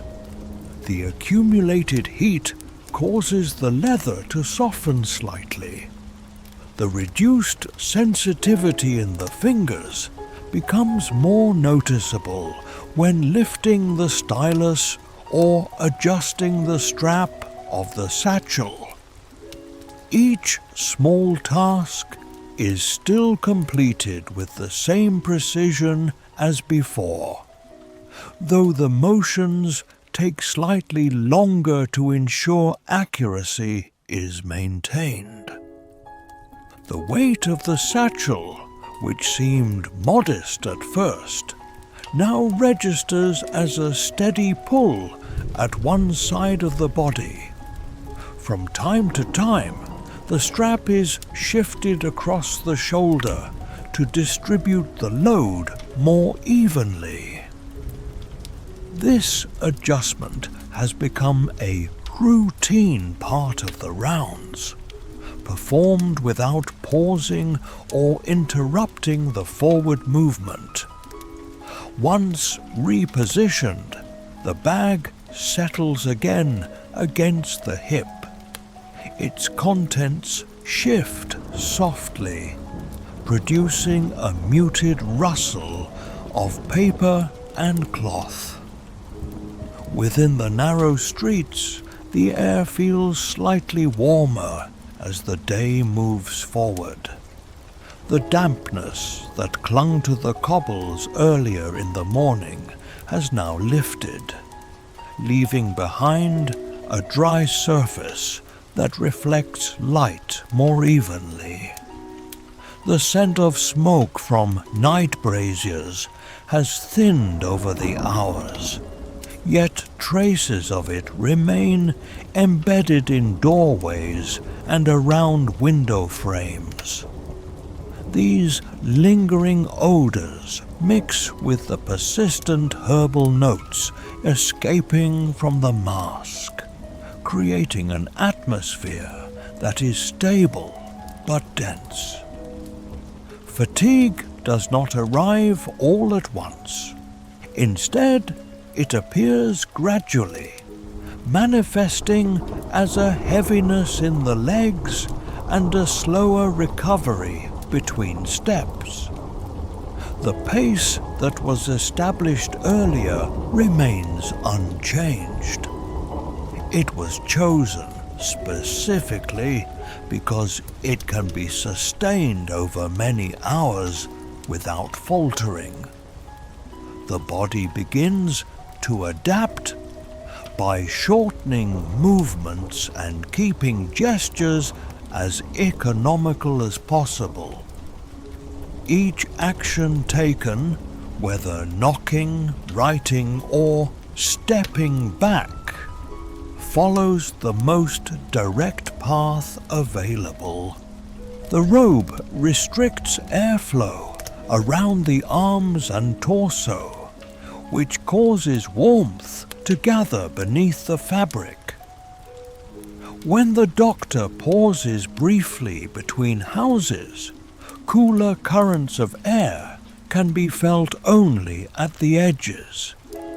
These small pockets of relief appear around the neck, near the lower hem, and at the gap where glove meets sleeve.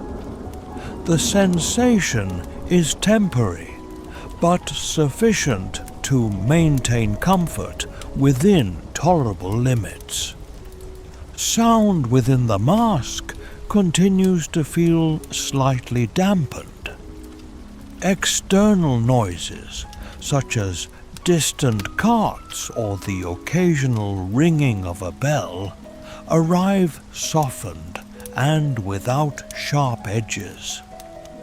This dampening effect reduces distraction, but it also requires closer attention to nearby voices during conversations.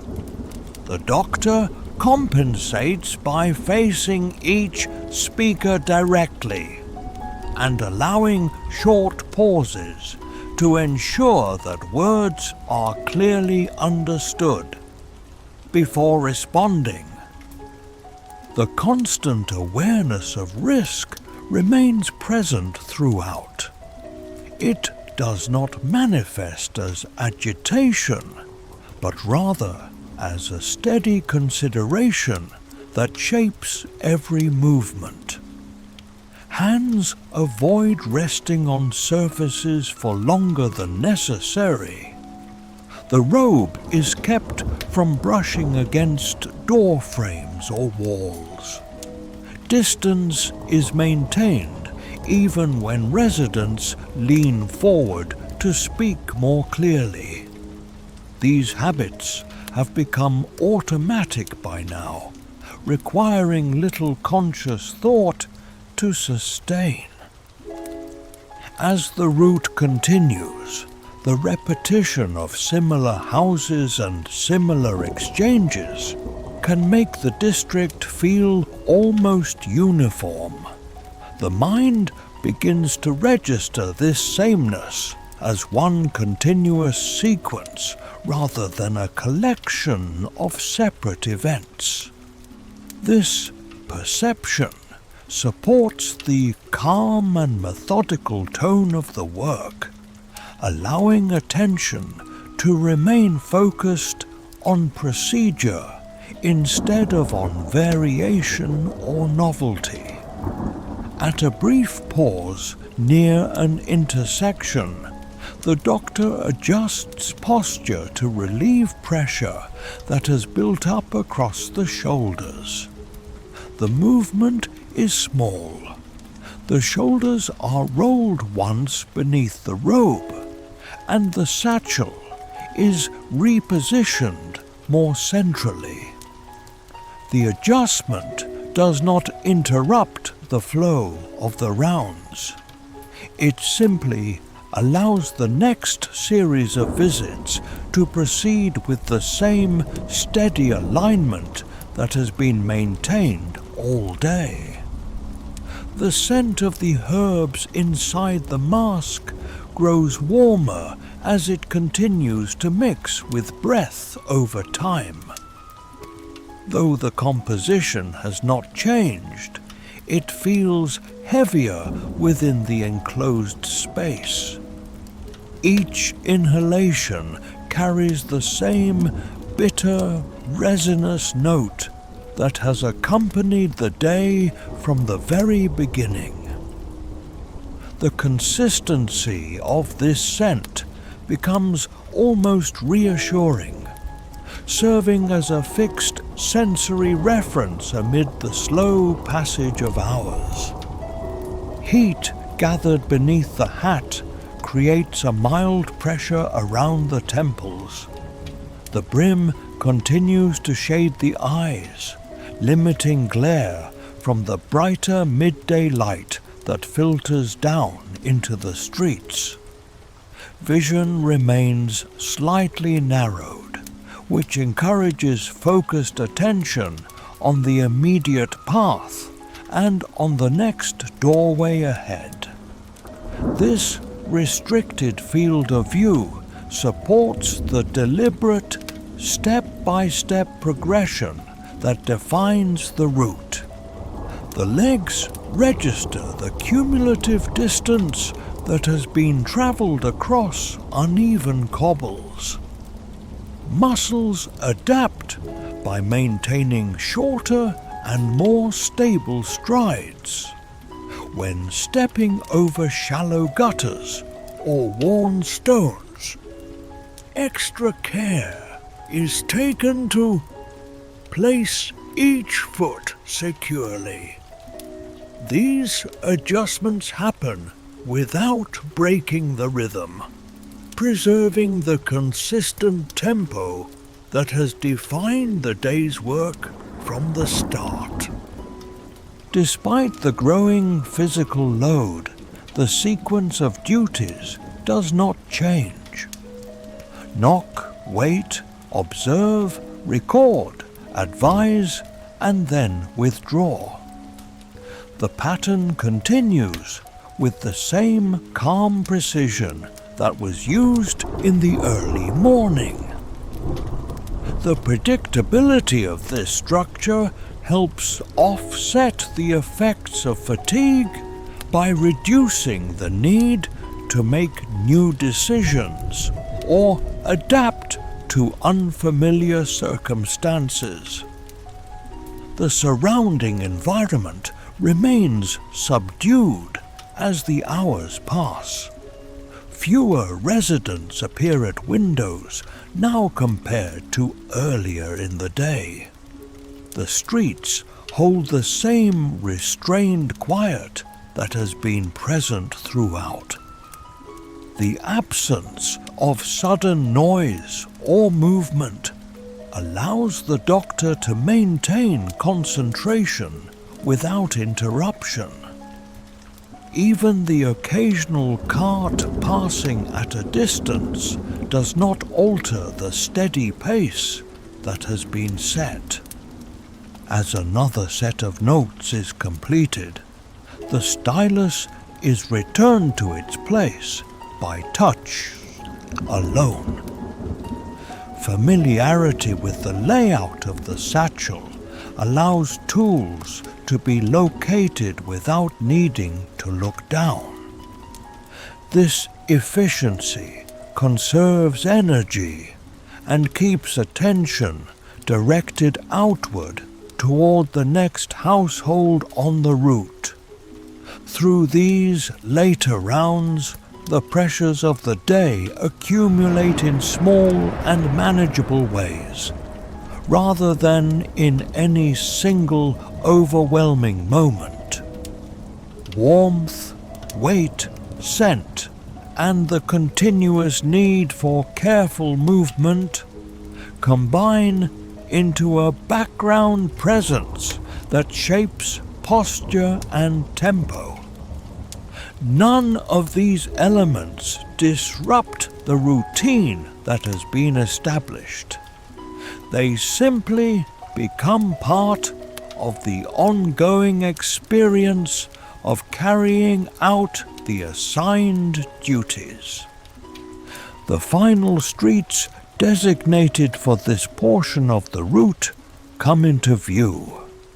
Their appearance is nearly identical to those already visited earlier in the day. The same narrow passages are present, along with the same closed shutters and the same faded markings on doors. Within this familiar setting, the doctor continues forward with measured steps, maintaining distance, preserving order, and allowing the steady rhythm of work to carry the day toward its later hours. As the day moves into its later hours, the character of the streets begins to change in small but noticeable ways. The light softens and starts to settle lower along the walls, casting longer stretches of shadow across the cobbles. Where the morning held a faint grey brightness, the evening brings a muted and warmer tone. This light does not fully reach into the narrower lanes, leaving them dimmer and more enclosed. The district grows quieter as the routine movement within the town begins to slow. Fewer windows show signs of observation now compared to earlier. Shutters that were slightly ajar during the morning rounds are drawn more firmly closed. Doorways remain still, with no fabric shifting behind them to suggest anyone watching from within. The absence of these small movements makes each step along the street more pronounced. The sound of the doctor's footwear echoes gently before fading into the surrounding stone.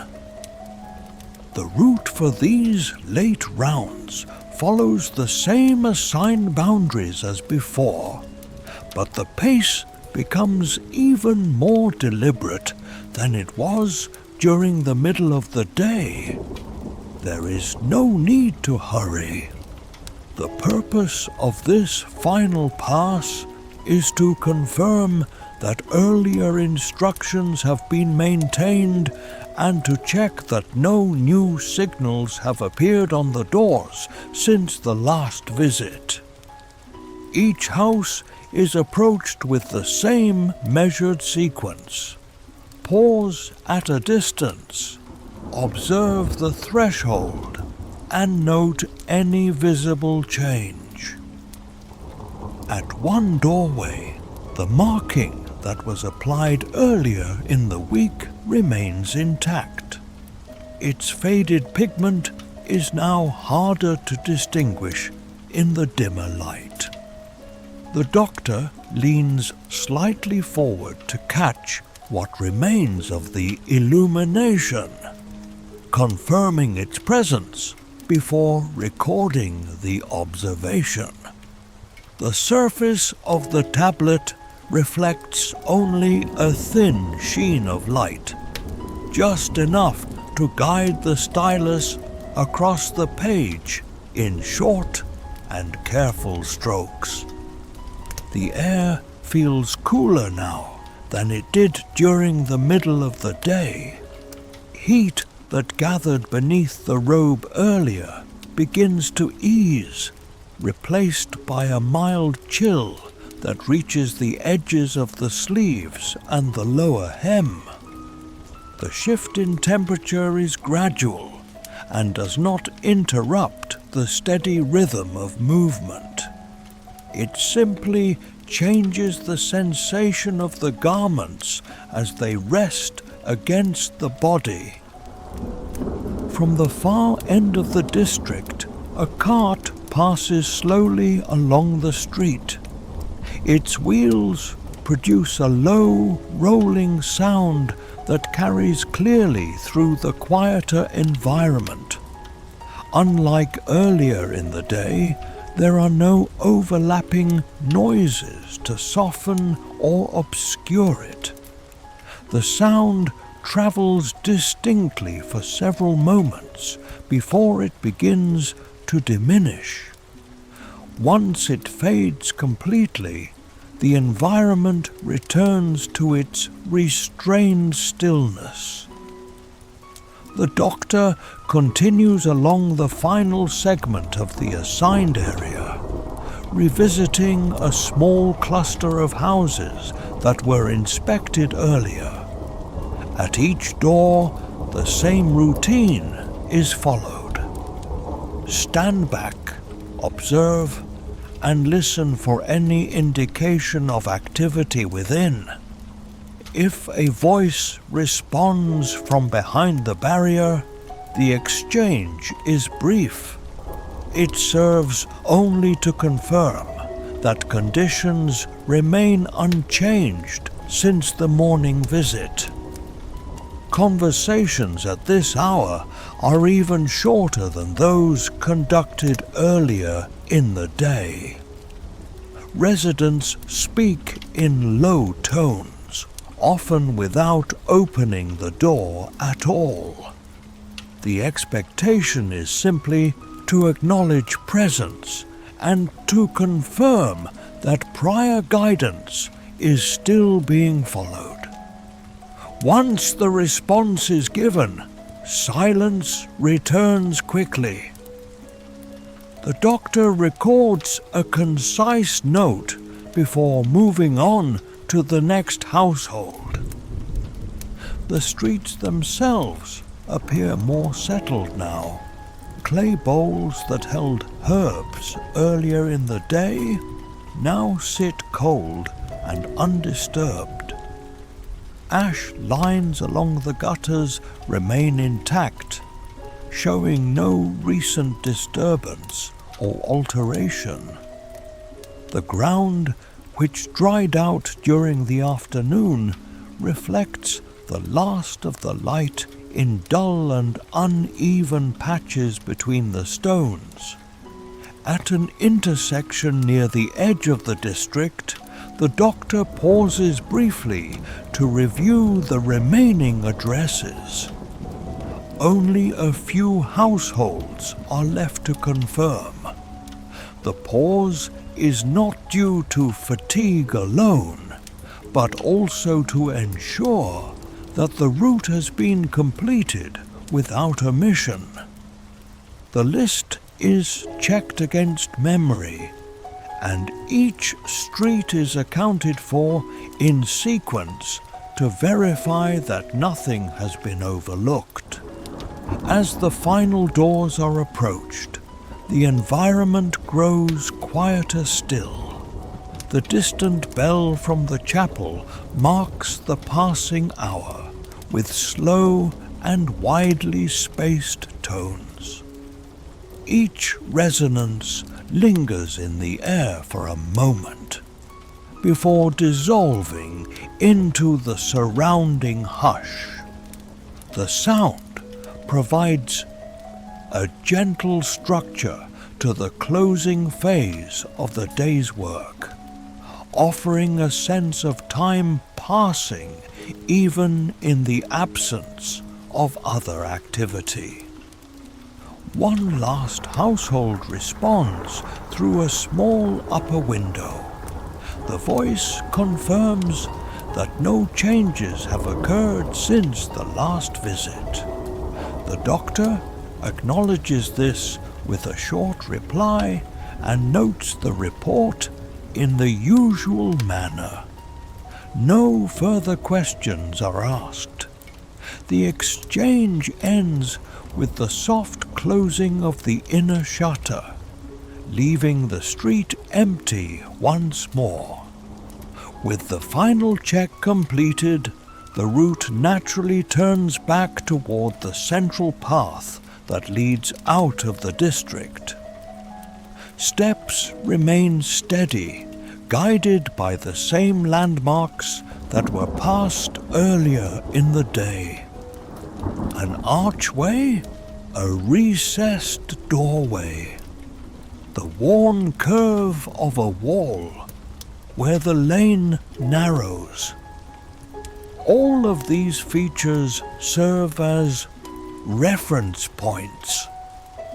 In the dimmer light, these details appear flatter, their edges and textures softened by shadow. The satchel rests with a familiar weight. Its contents have been mostly undisturbed since the last recorded entry. The stylus is returned to its place and the tablet is secured. No additional visits remain for this area. The responsibility for the district has been carried through its full sequence for the day. As movement continues toward the exit of the street, the town shows fewer signs of activity than at any earlier hour. No carts pass nearby, no windows shift. The only consistent sounds are the measured footsteps and the faint rustle of the robe with each stride. The air holds a cooler and cleaner tone as the warmth of the day recedes. The final moments within the assigned boundaries are marked by observation rather than interaction. The doctor glances once more along the row of doors, confirming that markings remain visible and that no new signals have appeared since the last pass. This last visual sweep completes the structured responsibility for the area. With the district checks finished, the path leads back toward the quieter interior streets that connect to the place where equipment will be returned. The pace does not change. The same deliberate movement carries forward, guided by routine rather than by urgency.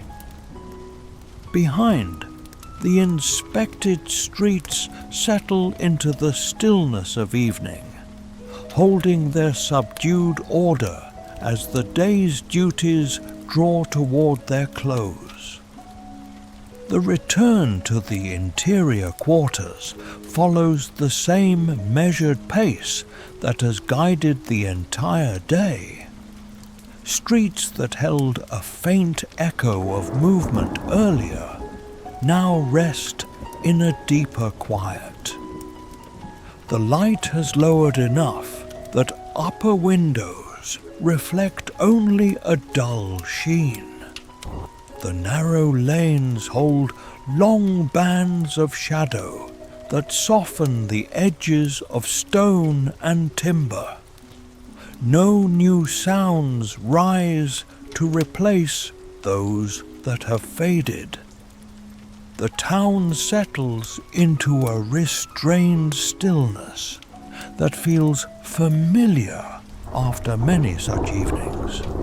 At the entrance to the building used for official duties, the door is opened with a careful motion. The robe must be prevented from catching on the frame. Inside, the air is cooler and carries a dry, enclosed scent. The smell of wood, parchment, and stored herbs mingles together. The transition from the open street to this contained space reduces the distant noises even further. Footsteps fall more softly against the interior floor, producing only a muted contact that does not travel far.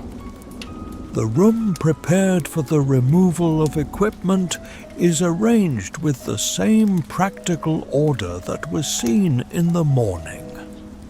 A table stands ready to receive the satchel and tools. Hooks along the wall hold space reserved for the robe and hat. A small basin sits nearby with clean cloths folded beside it.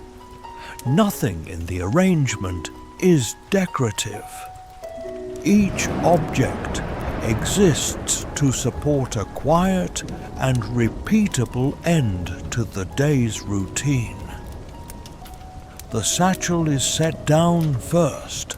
Its strap is lifted slowly over the shoulder to avoid brushing against other surfaces. Once placed on the table, the flap is opened just enough to remove the tablet and stylus. The written pages are checked for completeness, then stacked neatly with earlier records that have been collected over previous days. The ink container is inspected to ensure it remains sealed. After this brief review, the items are returned to their designated places within the satchel. Next, the gloves are removed with deliberate care. Each finger is eased free so that the outer surface does not come into contact with the skin beneath. The leather, warmed by many hours of wear, holds a faint impression of the hand before settling flat on the table. The sensation of cooler air reaching the fingers is gradual and mild, a small change that signals the shift away from active duty. The hat is lifted and placed on its resting surface with the brim facing downward. This allows the interior to air out properly. Without the shade of the hat's brim, the room appears slightly brighter even in the dim evening light. The mask remains in place for a moment longer while the ties of the robe are loosened. Each fastening is undone in the reverse order of the morning sequence, maintaining the same methodical structure that has defined the entire day. When the robe is eased from the shoulders, its weight leaves slowly. The fabric slides down the arms before being guided carefully onto a waiting hook. Once hung, the robe settles into straight folds, still and heavy. Air moves more freely across the body once the garment is removed, though the change is subtle within the cool interior of the room. The mask is taken off last. The straps are loosened first, and then the rigid shape is lifted away without any abrupt motion.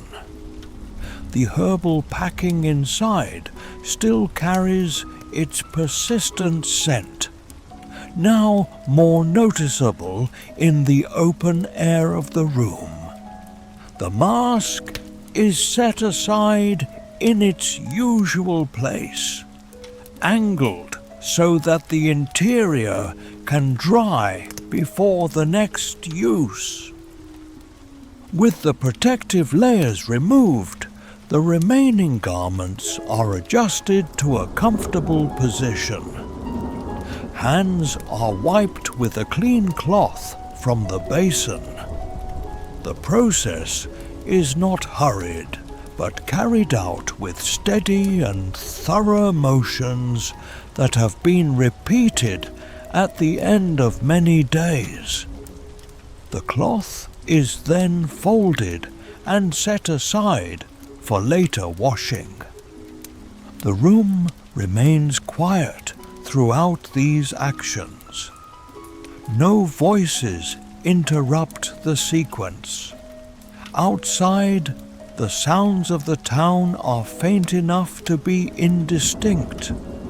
Perhaps a distant door closing, or the far echo of a cart finishing its route. None of these noises enter strongly enough to disturb the calm interior. The written records are placed with others collected from previous days, forming an ordered stack that reflects the continuity of the work. No immediate review is required at this hour. The purpose of the moment is simply to secure what has been gathered and to ensure that nothing remains out of place. As the final items are arranged, the posture of the body relaxes slightly. It is no longer shaped by the weight and structure of the protective clothing. Movement becomes quieter and less constrained. The steady pace that governed the rounds throughout the day gives way to stillness within the room.